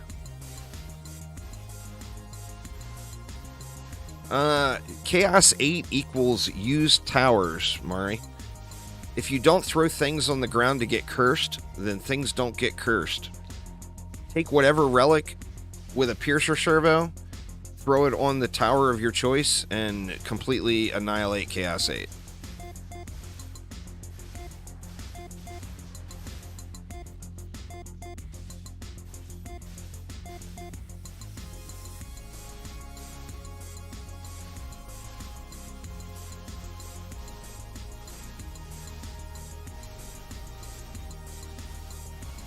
But man, these things just get it. They just get it. Well, no, I wasn't referring to the Engineer's Towers. I was referring to Chaos 8. Because other defenses will need Piercer Servo. Obviously, if it needs Piercer Servo, use Piercer Servo. If it don't. You know. I'm aware that no Engineer Towers need Piercer, though. You don't even need Piercer in Chaos 10 on anything. Unless you're just using, like, full cannonballs or something. And then the Vanguards will give you a problem. But if you're using anything with any sort of explosion or pass-through or whatever, then you don't need Piercer in Chaos 10 at all.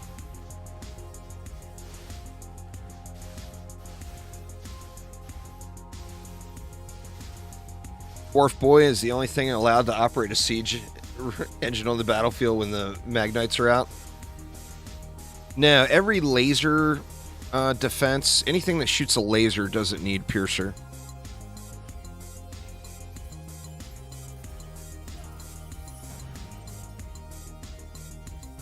It pews right through them.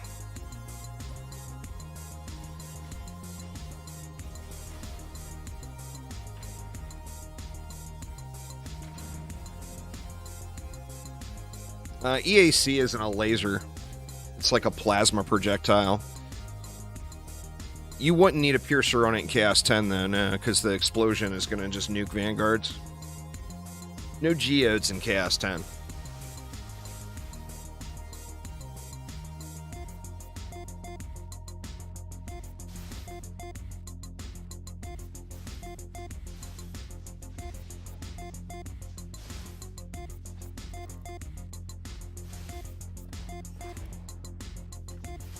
Any map with geodes on EACs, you would want Piercer, yeah.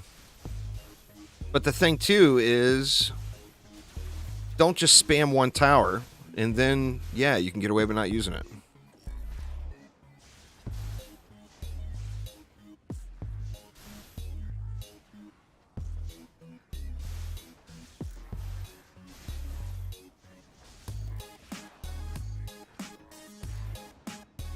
Like, if you either manually kill the geodes or have something designed to kill the geodes, well, Sand Vipers aren't shooting a projectile. A projectile is something that flies through the air, like that. That's a projectile. So, ballistas, cannons, poison dart towers. Actually, Poison Dart Tower's got a fancy new shard now, so you never need Piercer on those anymore either. It is extra fancy. And what did I mention about people on PC dual boxing? Yeah, there we go.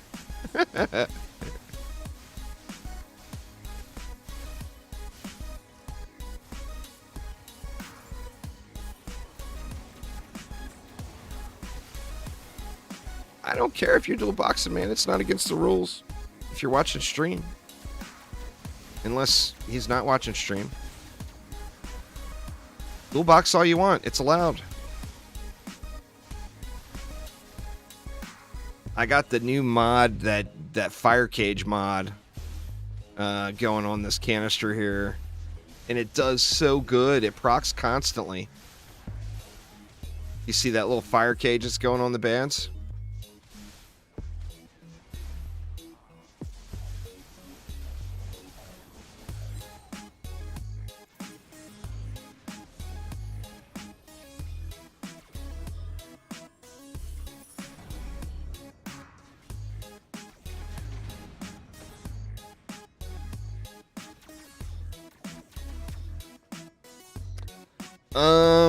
No, nothing is, there are no boss mods. Or actually, there are special mods for that boss, but that's not one of them. Or yeah, that mod is from the boss, actually. It's on the boss weapons. I'm not positive if it drops anywhere else. I think it's only on the boss weapons. Granted, too, I'm not using it because I think it's good. I'm using it because it was on the canister. And this engineer is not fully set up.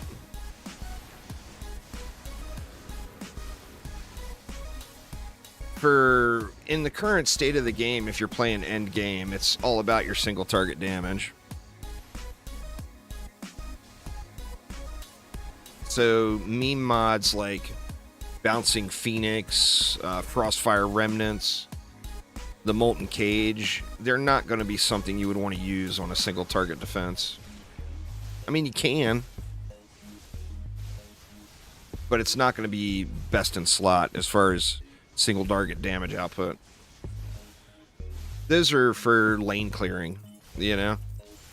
The Fire Cage does have some nice utility to it, though.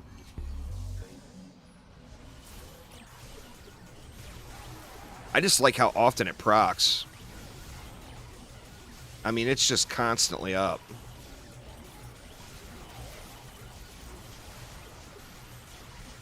And it's on hit, not on kill, which is nice too.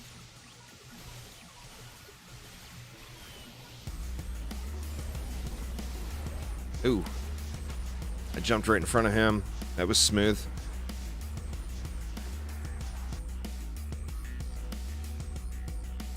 I'm just trying to make it rain.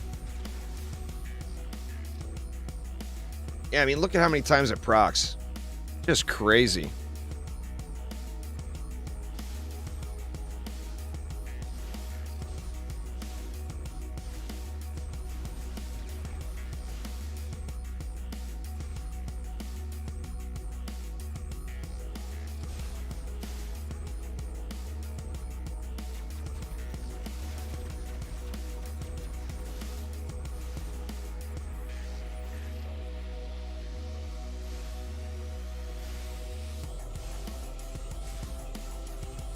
Just such a stout build.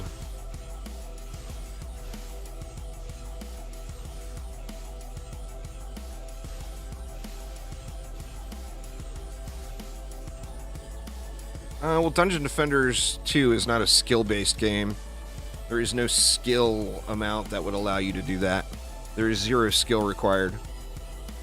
It's a game of collecting the shards and mods. You get the right shards and mods, you win the game.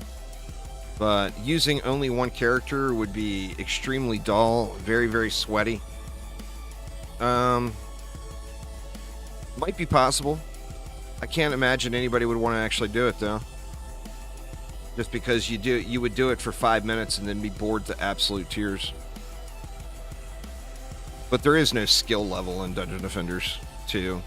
0. 0 skill required. At heart, although most of the strategy has been removed from the game, at heart, it is a strategy game. So it would be a game of learning the correct shards and mods and counters. Learn the enemies and how to beat them, win the game. Collect the shards and mods, win the game.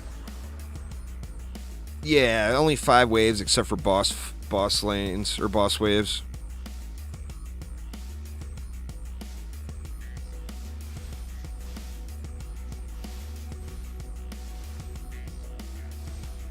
It's a little slower pace than the other Dungeon Defenders games. There's only 5 waves, but it all goes a little slower. There's not as many mobs, so the mobs come out really slow.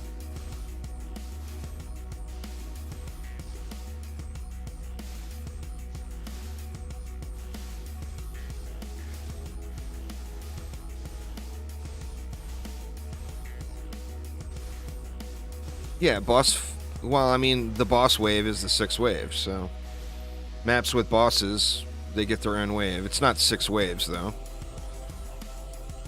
It's just the boss. Like the other Dungeon Defenders games, you gotta beat the wave first before the boss will spawn. In DD2, the boss just comes out, you kill him, and the wave ends.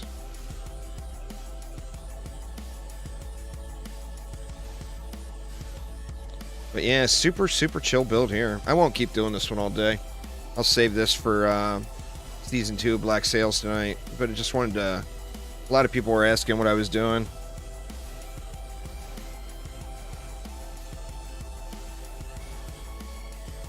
Feels like a very unique game compared... Well, it is unique compared to the others. It's the only Dungeon Defenders game of its kind.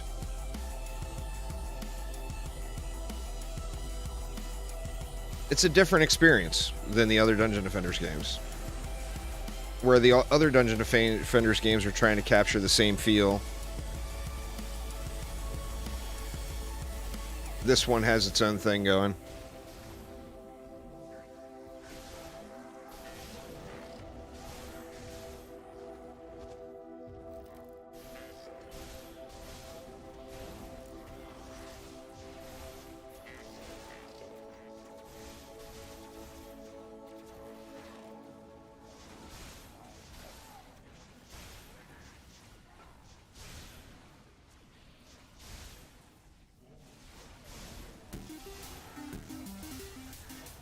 Orbital laser is just the best, though.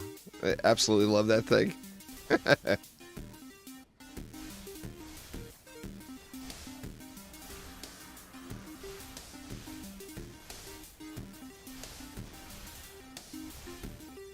The DPS numbers.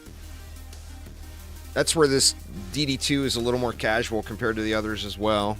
Because the game is limited to the 32-bit integer of 2.1 billion.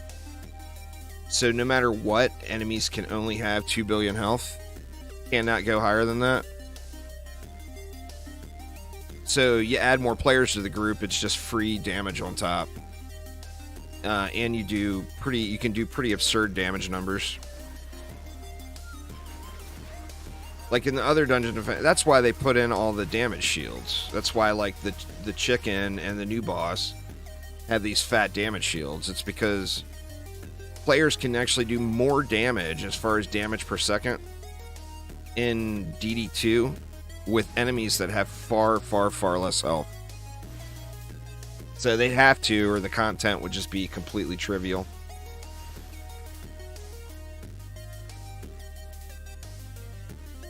But that's why, like, the Phoenix has a ridiculous damage shield. The new boss has the ridiculous damage shield.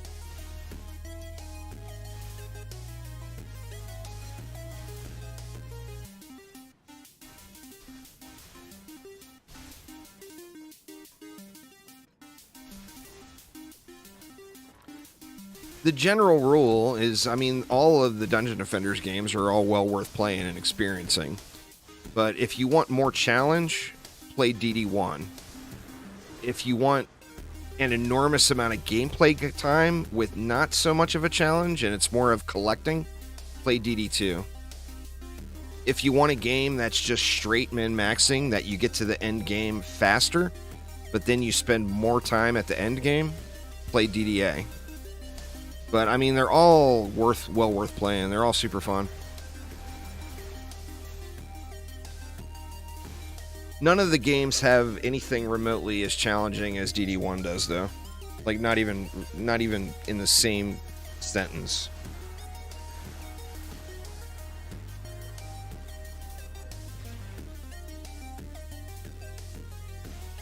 If you want to see how good your Netflix game is, play Onslaught.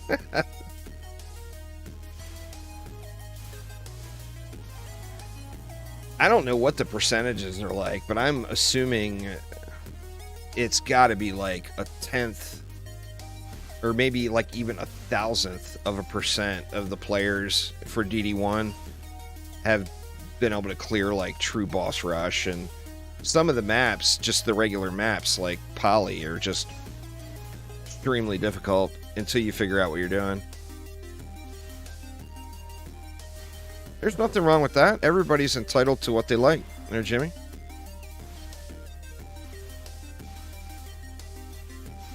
No, that's not even the meta in DD1. The meta in DD1 was lightning towers. I mean, DSTs had its glory day. But DD1 actually has that challenging stuff. It's only a few maps, but it's got a few maps with extreme challenge to it. But, I mean, there's nothing wrong. Everybody likes one of them more than the other, right? There's zero wrong with that.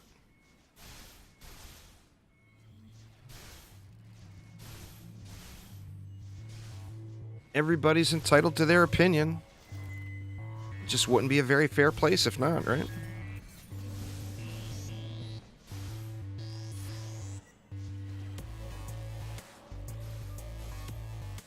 The lightning tower and the harpoons in DD1 are the reason I have a hard time using lightning towers or harpoons in any of the other Dungeon Defenders games. They're so good that the other Dungeon Defenders games, they just feel lacking. Even when they're completely AFK clearing the map, they still feel lacking. DD1, the LTs and poons were glory. Glory, glory.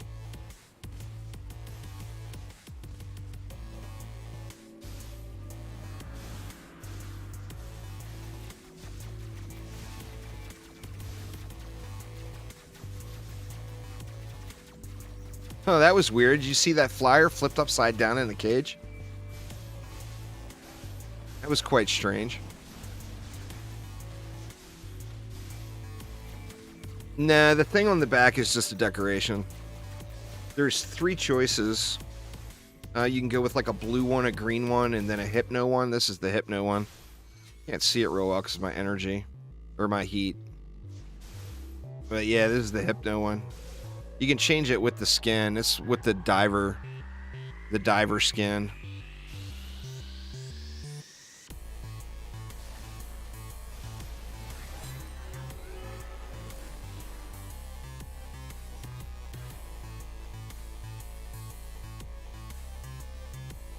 We got a baddie stuck over here. Nope, he did.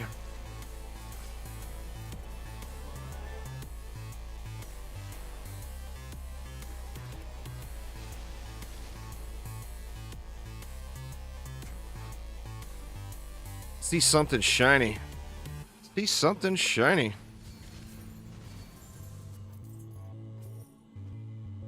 No. All right, we'll pop out of here and get something else going.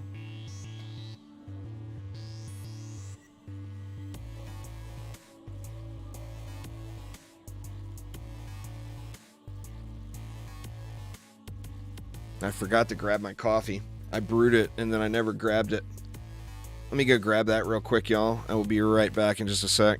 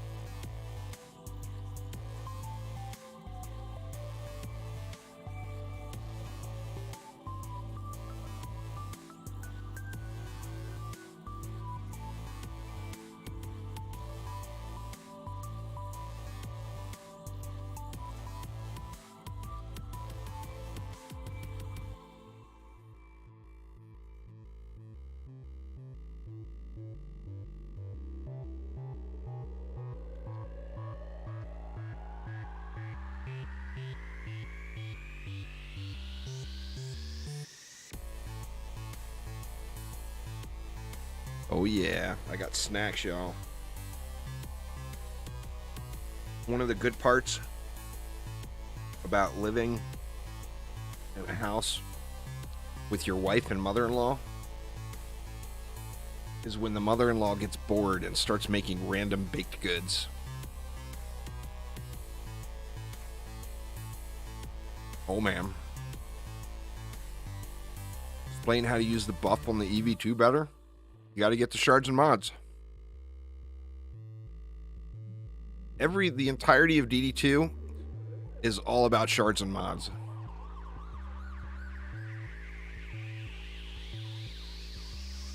If you're on my Discord server, there's a channel called Helpful Links that's got builds from a bunch of different people for a bunch of different characters.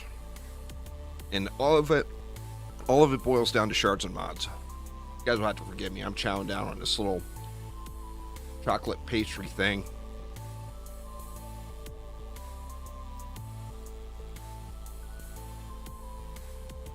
So yummy.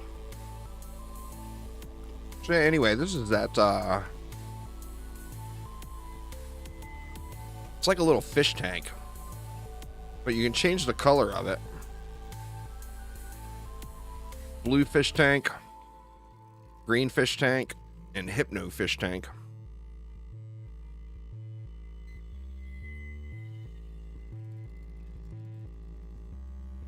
Yeah, I don't know. I think it looks pretty cool. Now, I've been wanting the Mana Machine for a long time, too.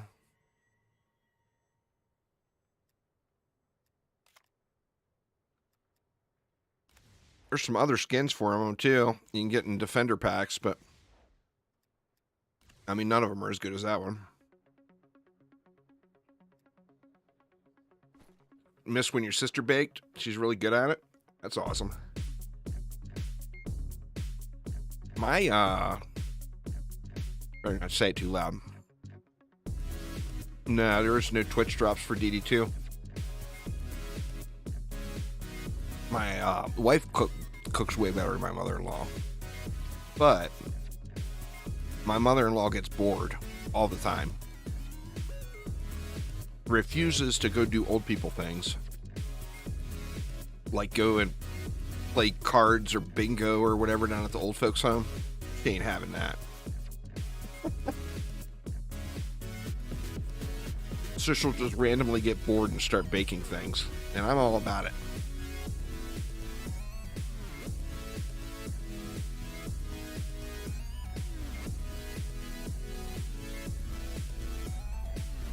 Almost done, y'all, I promise.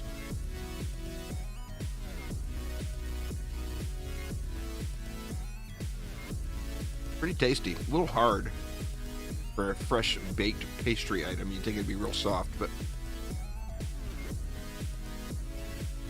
it's not super soft.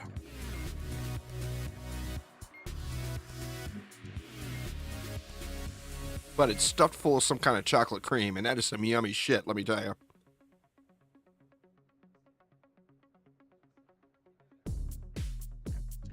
The SpongeBob jellyfish jam Ray flashbacks. That's fair. All right, we get anything there?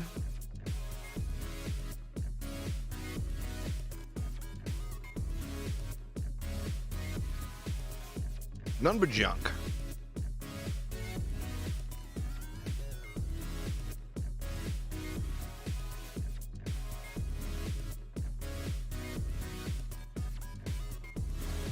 Power transfer, arcane refulgence.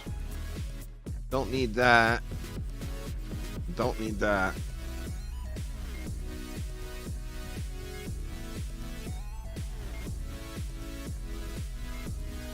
I'm thinking about building up a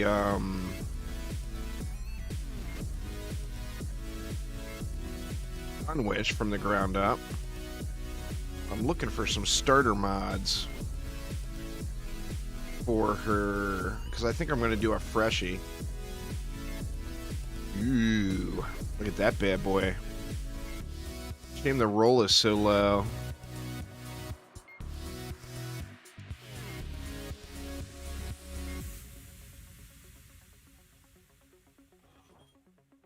So I've been saving, I haven't organized them yet to see exactly what I'm missing, but I've been saving a few mods. Where are they?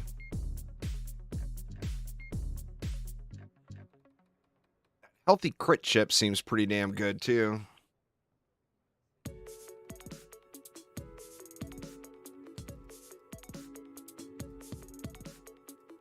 Swap crit. That one only goes up to 2.5%. It's a little bit of a bummer. Oh, I never showed the mod for this one. It is energy overload. Now, a lot of people, including myself, were a little confused on this one because it says on the patch notes that that is a Chaos 10 mod.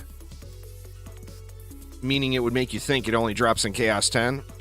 It doesn't. It drops other places. So, like originally, I was going to take that mod and give it to someone who was doing an AP reset and get it de-leveled. That way I could re-roll it. But instead, I just went and got one from Chaos 7, since I had a bunch of pristine mats, and re-rolled it at Chaos 7 before upgrading it. So yeah, energy overload. Makes your railgun do 60%, or it gives it a AoE boost of 60%. It's pretty considerable amounts of damage. Let's see. Let's give it the full enchilada here.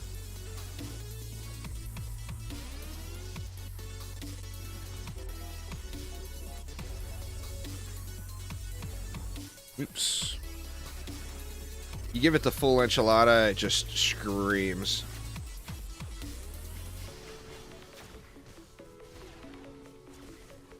There's the tooltip damage on it. Yeah, DD2 is free. Storm blew over. Now it's time to go buy foodstuffs. That's fair. We got storms rolling in tonight. But you see the AoE damage on it. You see that 41 million? That's non-crit. 87 million when it crits. But 41 million non-crit AoE damage just in the area. So, I mean, it's a big boom. And then the direct shot, of course, is hitting for, looks like 69,913. Is that right? Yeah, it's 69.9 million. And then critting for, is it critting for 87? No, it should be critting for more than that. 145. Yeah, it's critting for 145 million. So, the thing's a powerhouse. And then these guys are just incredible. Just absolutely incredible. Yeah, I mean, DD2 is free to play, but it's definitely more like a demo.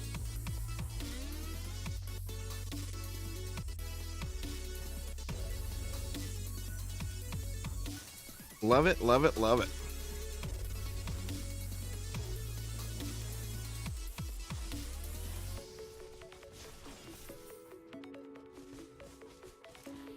All right, let's do a different one. Pop in and do a couple of Magus Quarter, or how's it called here? Molten Citadel runs.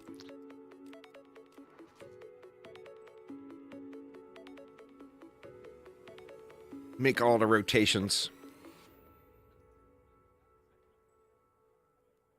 Molten Citadel, I usually throw a Skyguard in as well. Just because the flyers can come in a little uppity. 400 million crit on Drill Smash with no controller proccing. That's beast. Beast. And basically, we're going to do the exact same build minus the buff beams. So the buff beams were just gravy on top for Unholy Catacombs.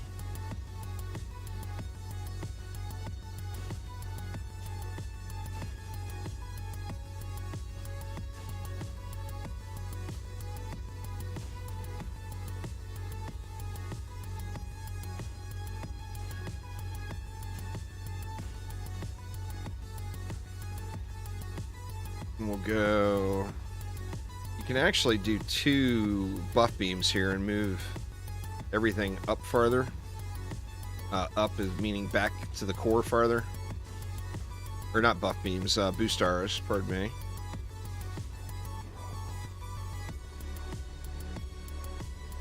Yeah, I'm actually just on DD2 alone. I'm coming up on episode 4,000. If it was all in one Let's Play series, I'm just shy of episode 4,000. It's pretty stupid.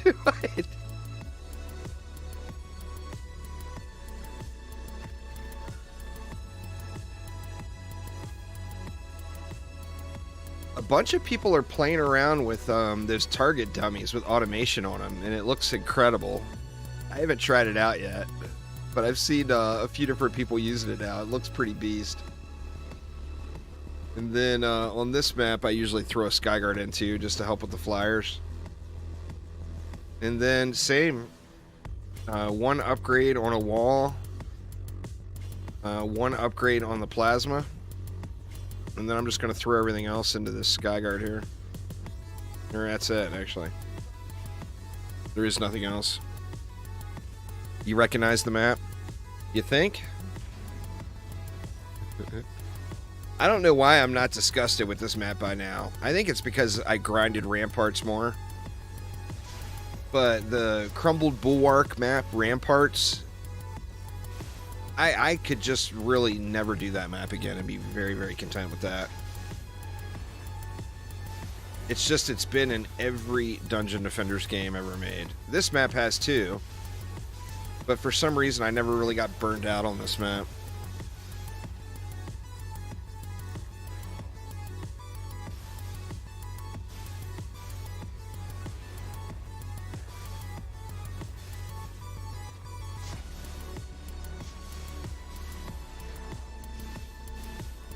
Defense rate, anti-melee, anti-chaos. You can throw that setup on every defense in the game right now and win Chaos 10. Thanks for following there, Squire for Life.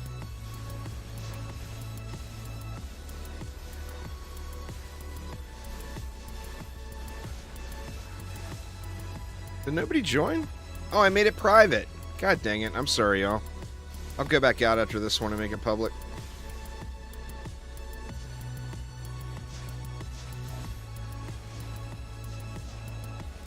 Going good there, little dingy. How's it going with you?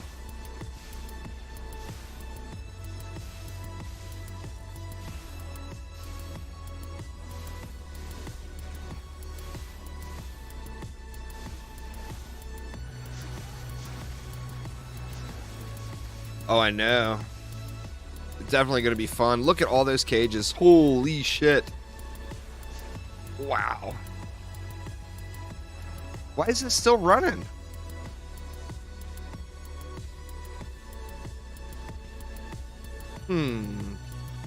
Something seemed a little suspect there. It's still going. Oh, my pet is probably crocking it. That was weird. It wasn't actually the ability raining down. I think it was my pet procking them.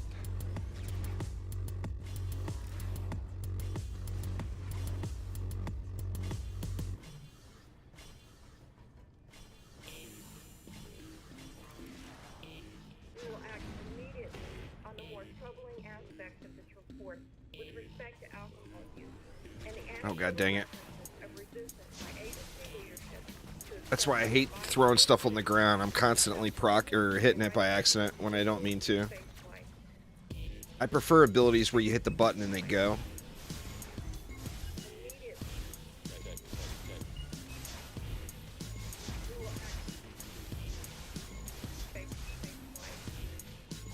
It does damage, but I would doubt after Frostfire Remnants that in the Frostfire Remnants Grave Infection combo that they would allow something to proc off itself. I think it only does damage to the target it's on.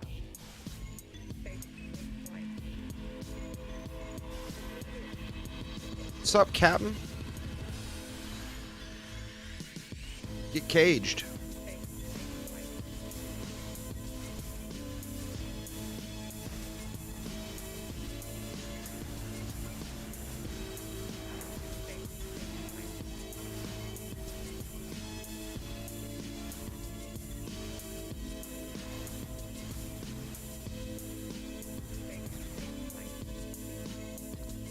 Why is the overdrive rune on my engineer? I don't know what you mean. Is it the icon? Yeah. Yeah, they yoinked that, huh? That's the engineer's passive buff. I didn't know what you were talking about for a minute, and then I saw it up there.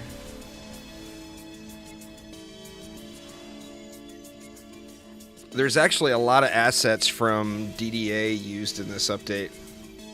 Which, you know, I mean, by all means, use it if you got it, you know?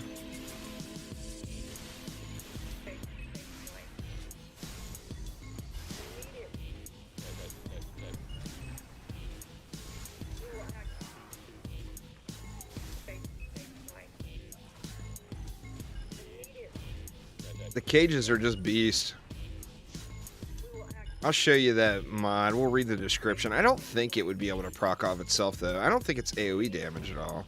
I think it's just single target. Let me say. 10% chance on hit to trap the enemy in a cage of fire, stunning them for 3 seconds, and dealing 4.5 million fire damage over 5 seconds. So yeah, it's a single target thing.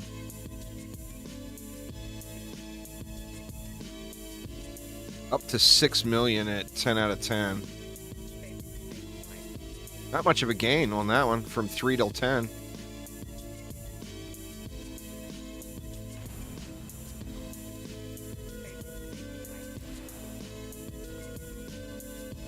Same as before. No change.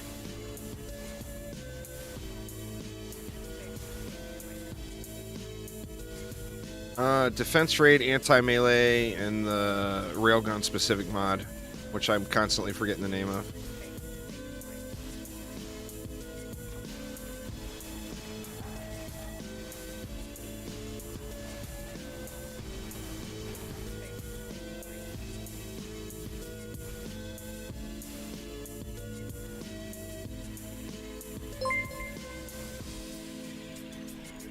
Nah, no floor bump. Shame, in my opinion.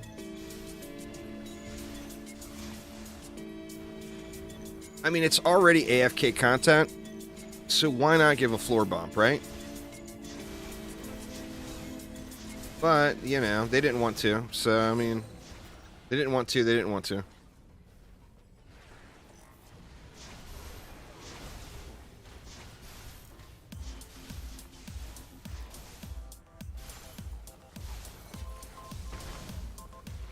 That heat, when you blow your heat off, it hits pretty damn hard.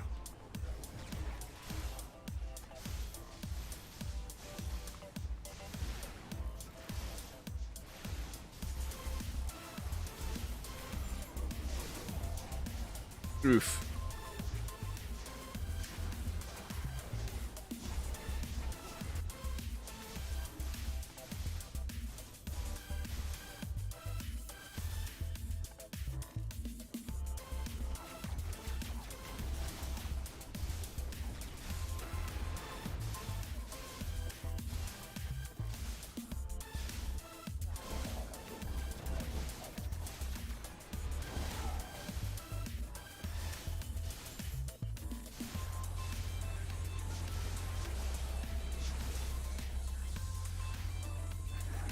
It's hard to use that.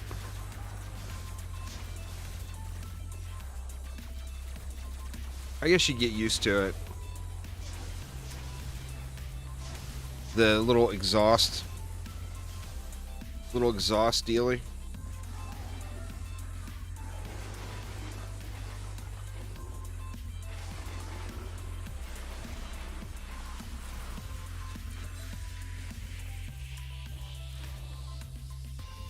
Oop, we had a baddie down here.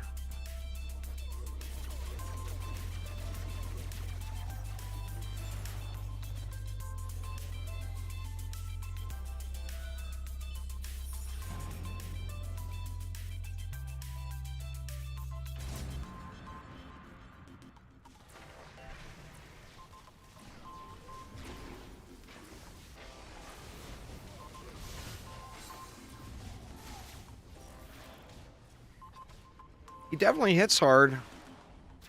And then the hero damage build it's just ridiculous, but like I said, it's real dull. It's like playing a barb. Hold down one button and sit there. Everything works for Chaos 10. Ian, walls plus anything else. As long as you throw walls in, you're going to beat every map using whatever defense you want. I mean, unless you're just, like, purposely trying to sabotage yourself, is the only way you would literally lose.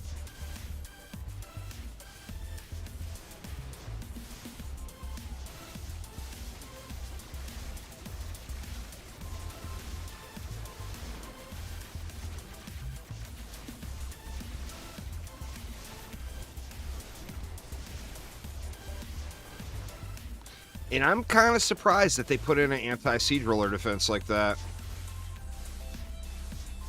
These magnetic knights, man, they just do the dirty. They do the dirty to the siege rollers.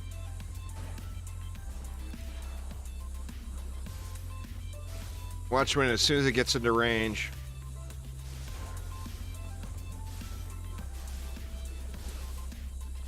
Petrified now. Boom. Boom. Yeah, well, you see the health bar burden. Petrified again. But yeah, anti-siege roller tower. This is... I actually don't... Crap, man, I ran right in front of that. I don't have a playlist for it. This is music from Technoaxe. There should be a link to his channel down below. It's a guy on YouTube that makes royalty-free music that... just, it takes the whole thing really seriously. It's very, very nice.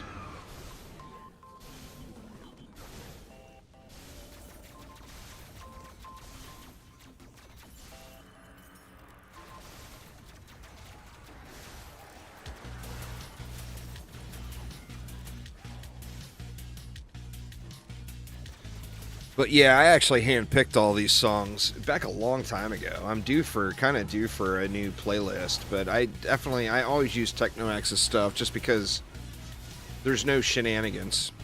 Like, a lot of those royalty-free or copyright-free music all requires a membership. It's all bullshit. They're not really royalty free. If you use it without having a membership, they'll copyright claim your videos on YouTube. But Technoaxe, he will actually go above and beyond with that. And I don't know the guy personally, so this is all a recommendation through me just using him. But he's got an enormous library, first off, so it's a massive, god dang it, a massive amount of music to choose from.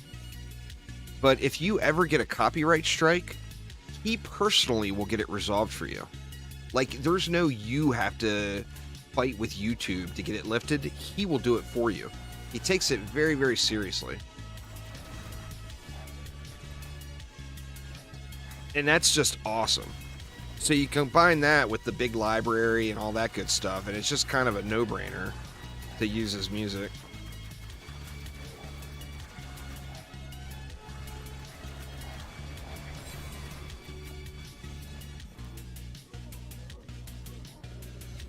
I do wish that he had a little more reggae and ska.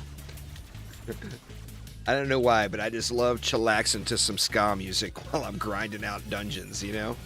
In all the games. He doesn't have... all of his stuff is like stuff like this, or he does a lot of metal, if you're into the heavier stuff. Which I actually like the heavier stuff, but I don't like playing it on stream.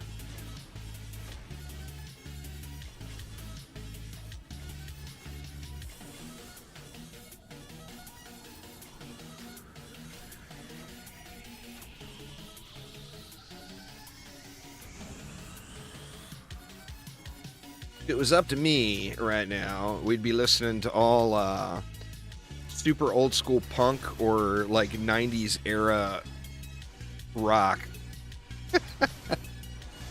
Pantera and shit like that. Love me some Pantera. But, you know, it's not exactly stream friendly.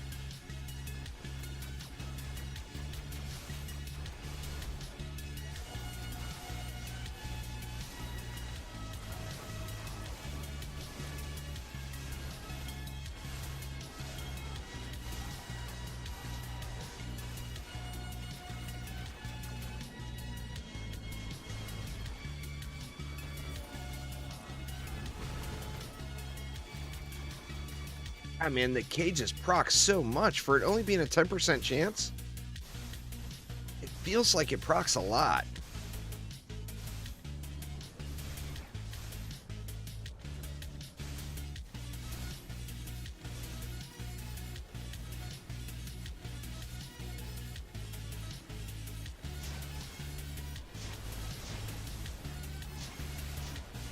Now watch it. Now that I said something, it's not going to proc at all. Yeah, it didn't proc at all, that whole attack, just because I said something.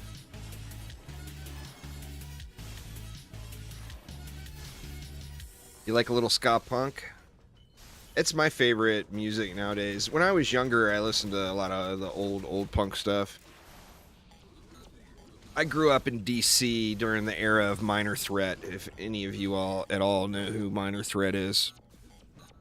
Those were like people I went to school with when I was a kid.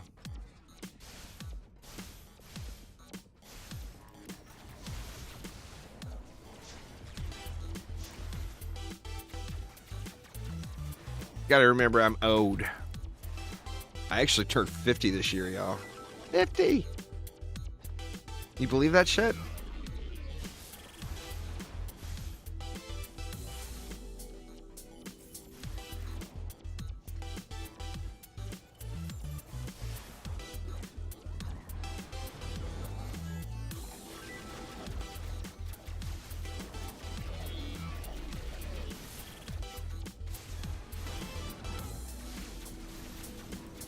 Almost twice your age. Don't worry, Cake. You'll be 30 before you know it, and I will be there to call you old. Just saying.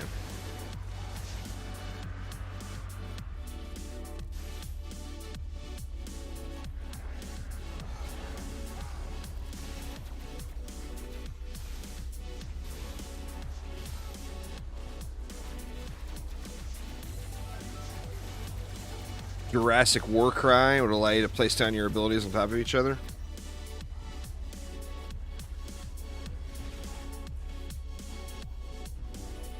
A little late on that one.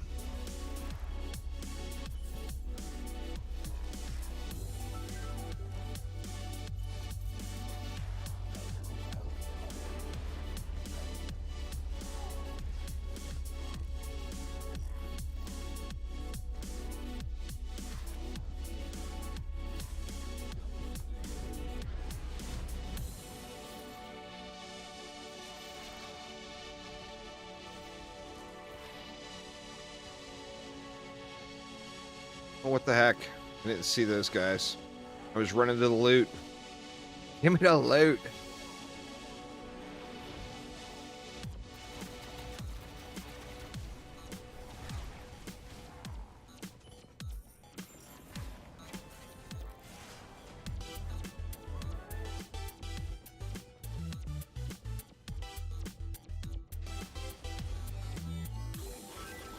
I'll show you here, Dr. Pains. I'll run through them again here in Tavern when I get out there.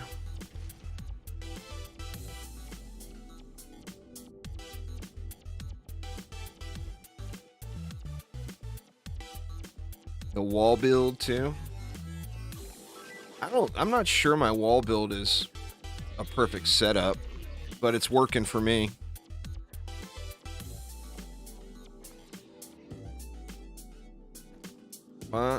That right there is like the relic to put together right now. I'll prove that point here in a minute.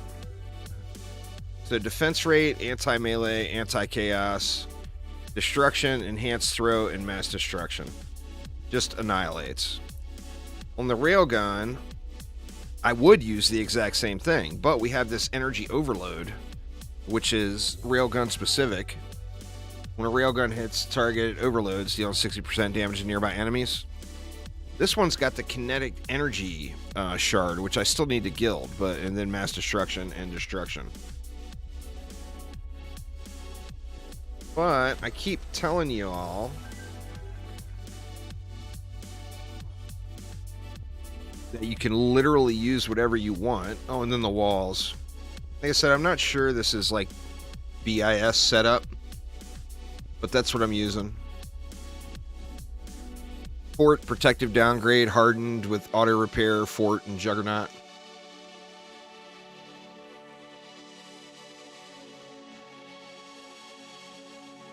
Working good. But anyway, like I said, you can literally take this relic and pop it on just about any defense in the game. So let's say we busted out the EAC, since people keep asking about those. Put that relic on there. Destruction, mass destruction. What do we want for the last one for the EAC? Let's just go generic. We'll go super generic and go deadly strikes. So that relic, any defense in the game. So let's pop in and run that map again. I'll do it public this time since I derped last time.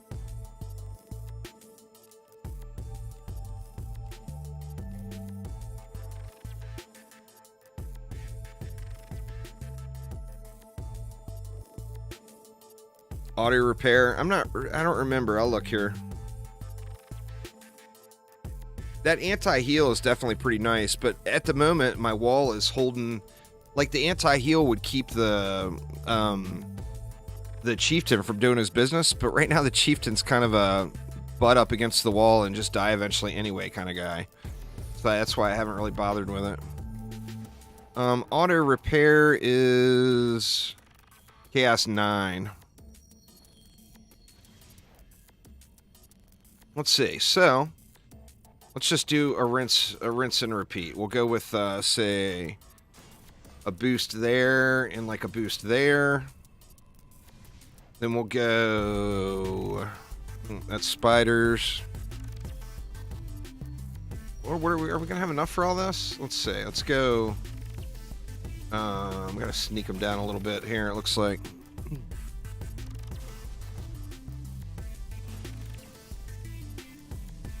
Artillery cannon.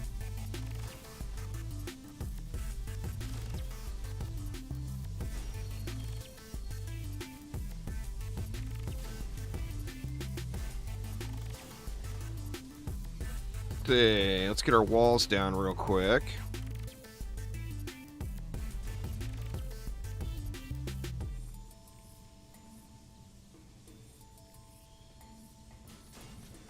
You have to level up and unlock it there, Jimmy. If you're only level 33, you've been playing the game for, what, 20 minutes?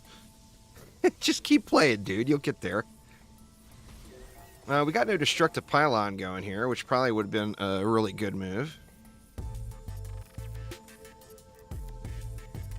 Yeah, it's a single target. It's going to be best in slot single target damage for a monk. So if you're looking for a boss killer pole arm, that's the one you want.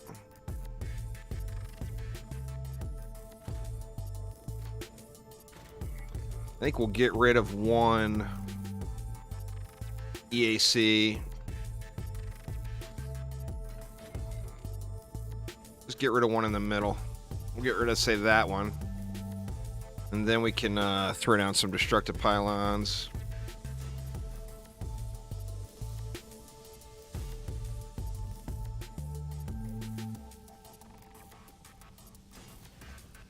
And then throw an upgrade on the wall. What else we got? We got 250. Throw a couple of upgrades around here.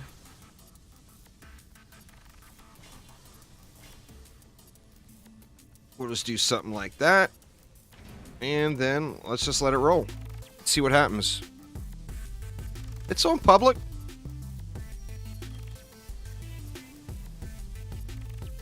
Hence the anything in the game, Michael. Wall plus your favorite defense. We'll do Dragon's Nest next, just so you guys can see. Throw down walls, use your favorite defense, win the game. The only thing, the only difference would be some defenses you will probably have to do some wall repairs in wave 1. Other defenses you don't.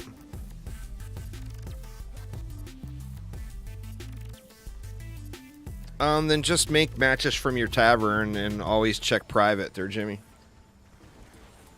And always do the advanced. Don't hit just play map. Always hit the advanced tab.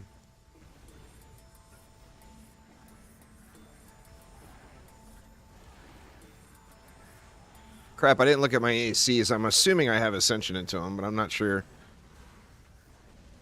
Didn't look at the Ascension.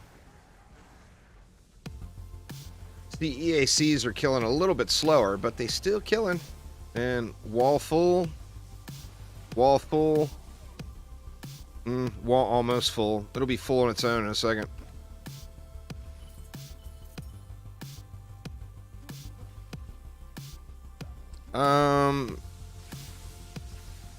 It should be 4. Yeah, 4. This wall is going to be taking a little beating, it looks like. I don't have my reflect beam being placed right. Well, let's just see if it can survive and heal through it.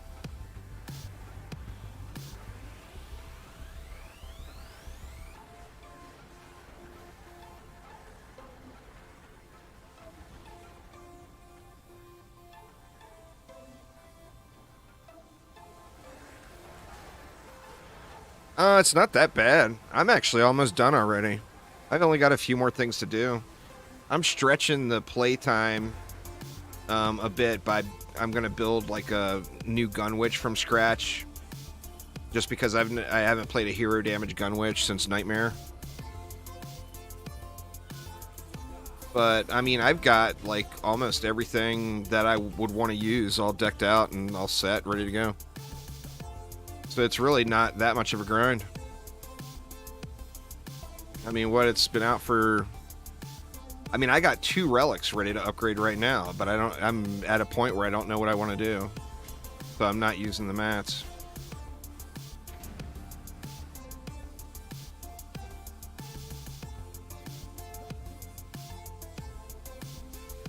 But yeah, Big Bird is 4. Depends on, you just have to look at your time.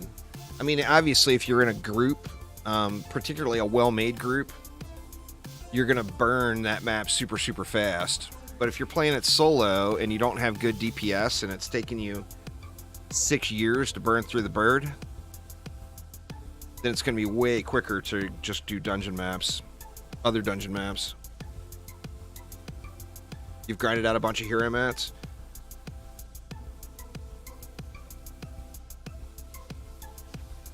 I mean, it's rinse and repeat, Last Reality.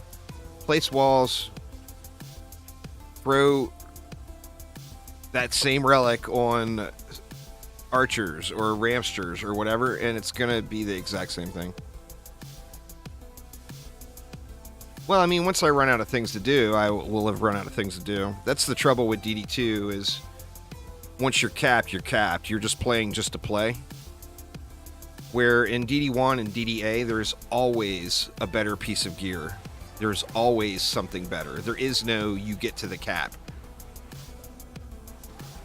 So those games offer a lot more playtime. And I've already put so many bazillions of hours into DD2.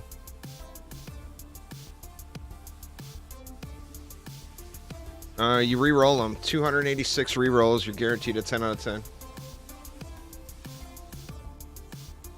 Or you buy them from players.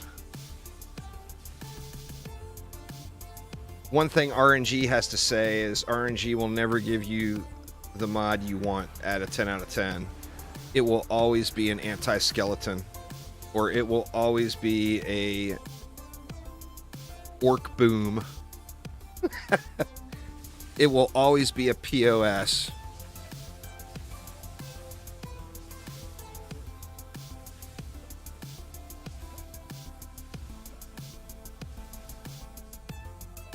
Yeah, I mean, players charge.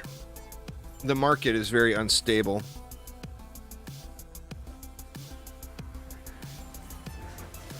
Depends on what relic, what mod you're using. If you want just a generic relic to throw together, do defense rate, anti-melee, anti-chaos. You can literally use that on every defense in the game that does damage.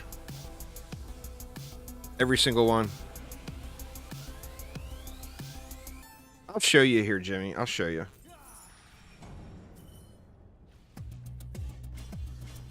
I'm pretty sure no one made a guide on how to make a private game. Sorry, man. I'm not trying to be mean, but I mean, it's not that difficult. But I'll show you here in just a sec.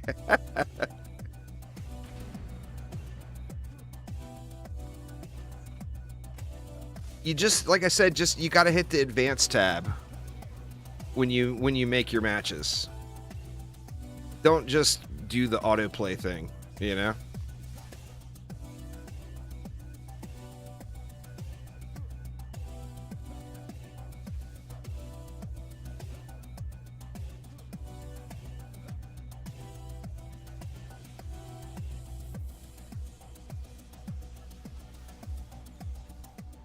Like I said, I'll show you. I'll show you.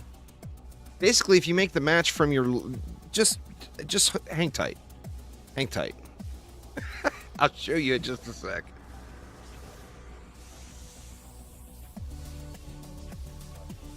And after that, you'll be like, oh, okay.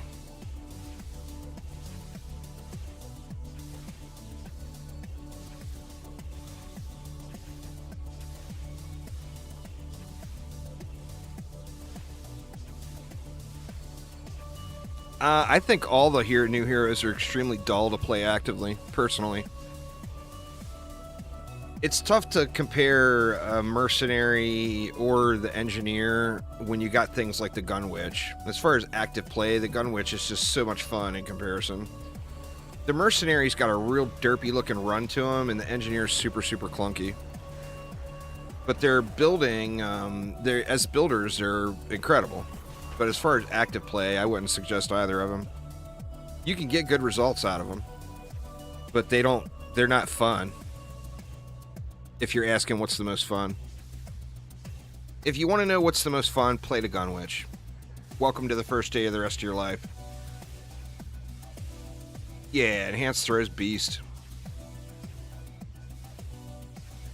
Actually, gilded enhanced throw from shard dust. I thought it was going to take like 5,000. I had 5,000 shard dust ready to go, and it only took like 2,000.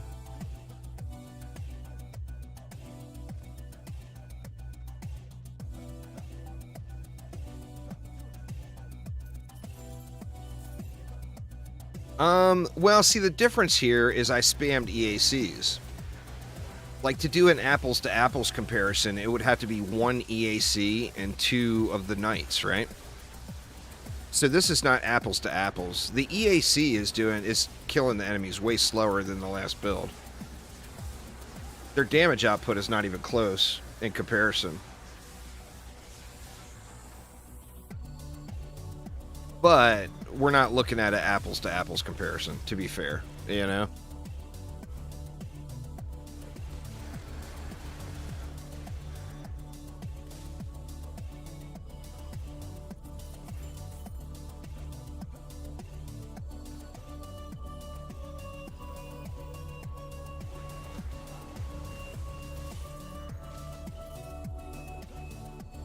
This is how I farmed the first night.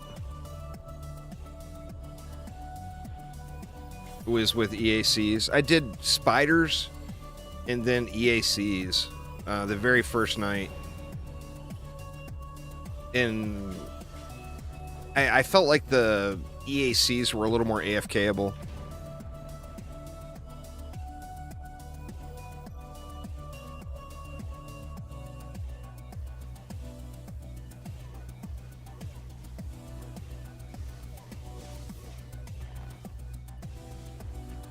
Crap, that's not an engineer anymore.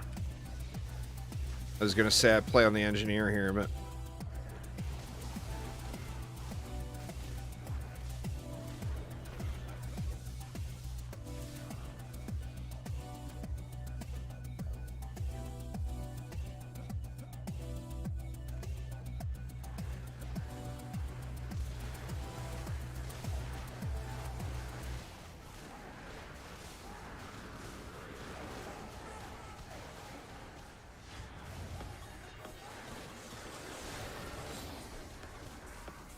Nuke still works.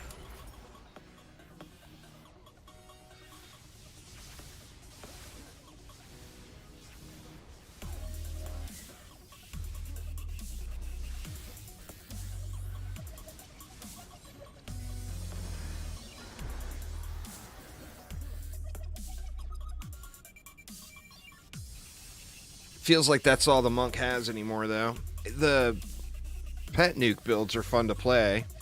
But then you just lose that team versatility. You got to give a boost and a Dragolich to your Huntress homie. Or your Gunwitch homie. That's just how it is.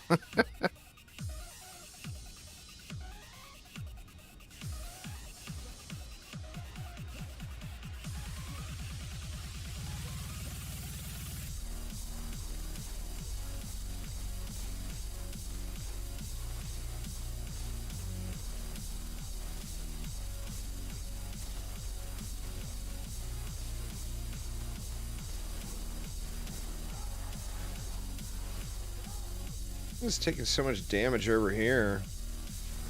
Oh, the Hex Throwers found an angle.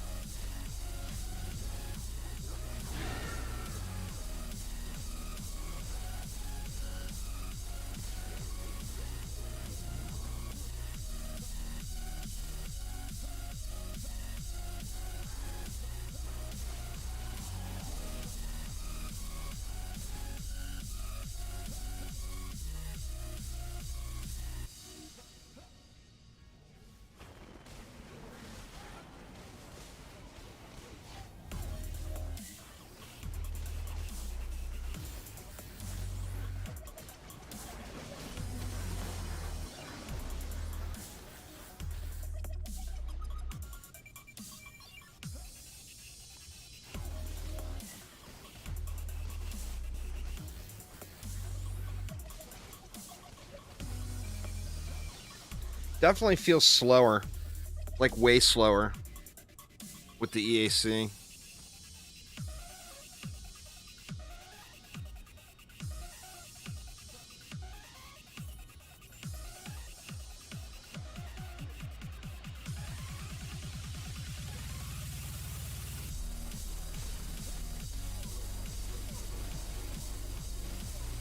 The railgun does have better range. Maybe that's all it is. It's just the range.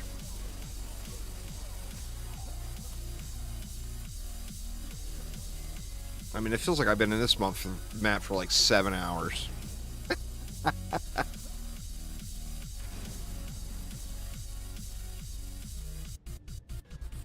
This 7-hour map run.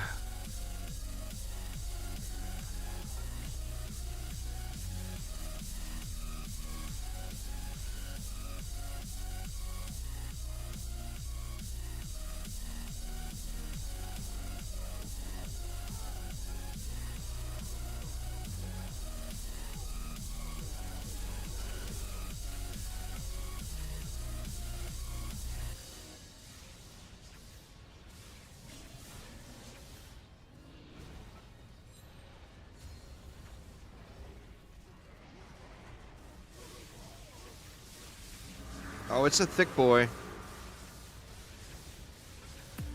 It is a thick boy.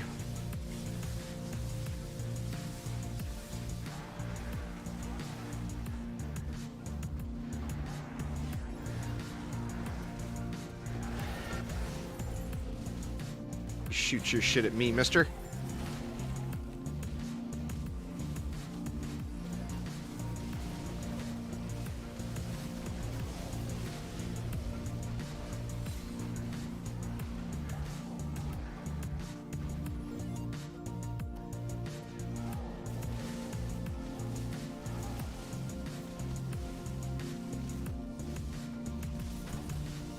Oof. Non-crit, no Drago. Boo.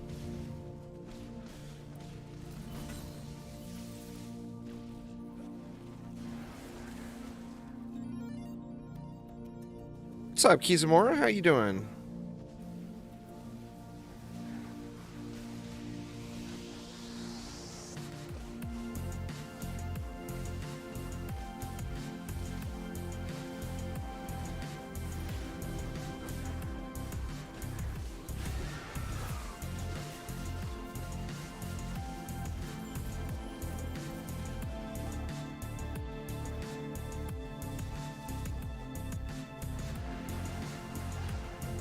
Just binged Final Fantasy 14 for 3 days. Nice.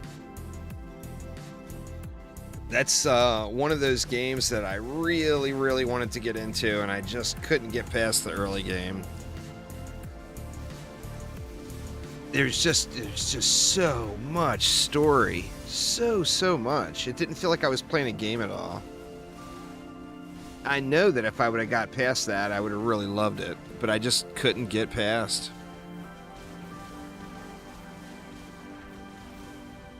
You skipped all of it? I mean, that would have been the thing to do for me too, Cake. It's just so much. You gotta really be craving it to go through all that. My last Final Fantasy XIV stream, y'all, was like I want to say like a 3-hour stream. And the entirety of the stream, there was not one single combat encounter in 3 hours of gameplay. It was all cutscenes and go here, meet guy, do this, watch another cutscene.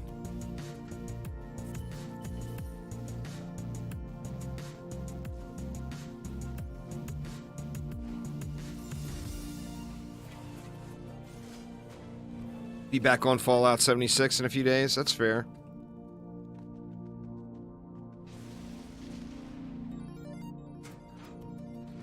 Sounds like Black Desert to you. I never played that one. I had some friends that played BDO pretty heavily, and I never played that one.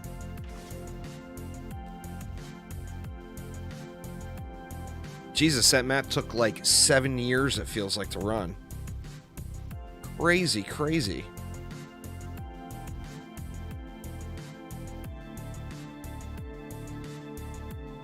So, all right, here you go, Jimmy. Here you go.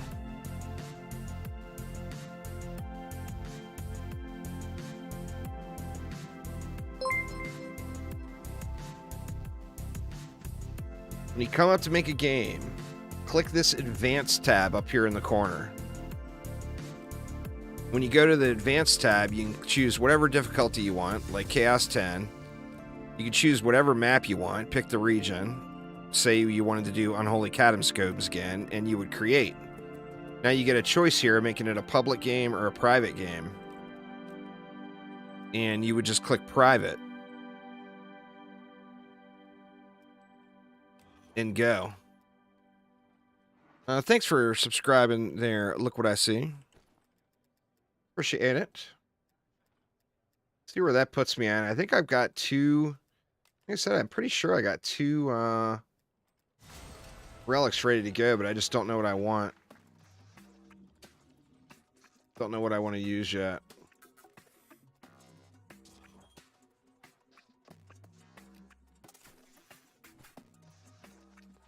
Let me see. Are we up to two relics ready to go now? We got plenty of amps, we got plenty of moats, and we got 2 relics worth of clusters. Yeah, see, I'm running out of relics. It might be time to start doing a hero. I haven't done anything on the monk, of course, and I gotta fix some mods, too. Like, I'm not getting any benefit from quintuple here anymore, so there's no point in having it there. I'm good with that one. I'm good with that one. And I'm good with that one for now, but if I get hoping I get a heavy weapon. But I got to replace that mod. Because quintuple does nothing for me.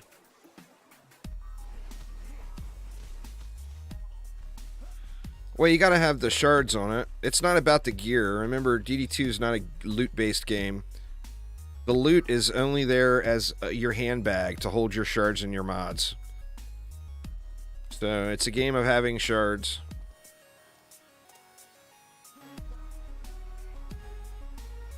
And of course, you can come over here and buy them if you can't find them.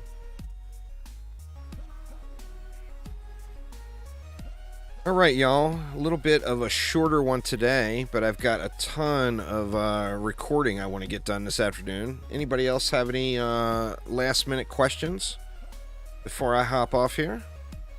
Anyone? Anyone? But yeah, right there, man. That relic is so good. I'm gonna get rid of this guy, though. Go back to NG. Don't need that.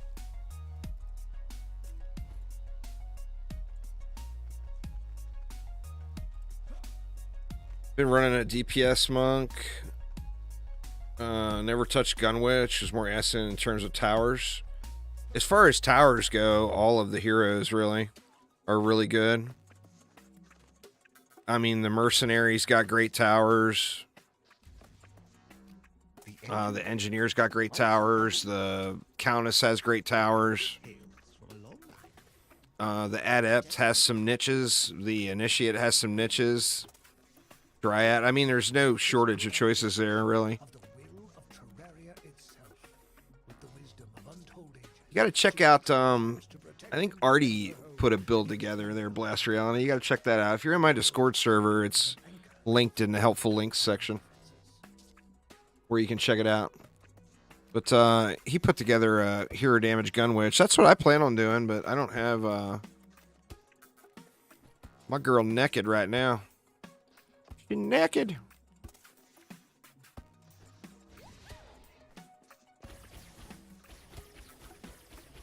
But yeah, I'm gonna turn her into a HD Gunwitch.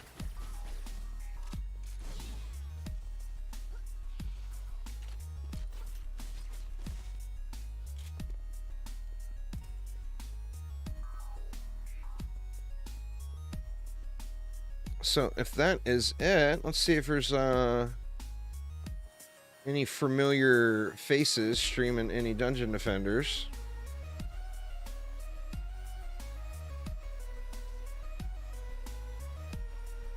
Any Snake Queen is streaming. It's the only name I recognize. So I will send you all over to her. But anyway, thank you all so much for hanging out today. Going to be more videos coming. I got another one coming up later on this evening. Multiples tomorrow, multiples the next day, etc., etc. Going to be tons of DD2 and DDA content coming to the channel over the next probably several weeks, to be honest. But that is going to get it for me for right now. So thanks a ton, y'all, and I will see you soon.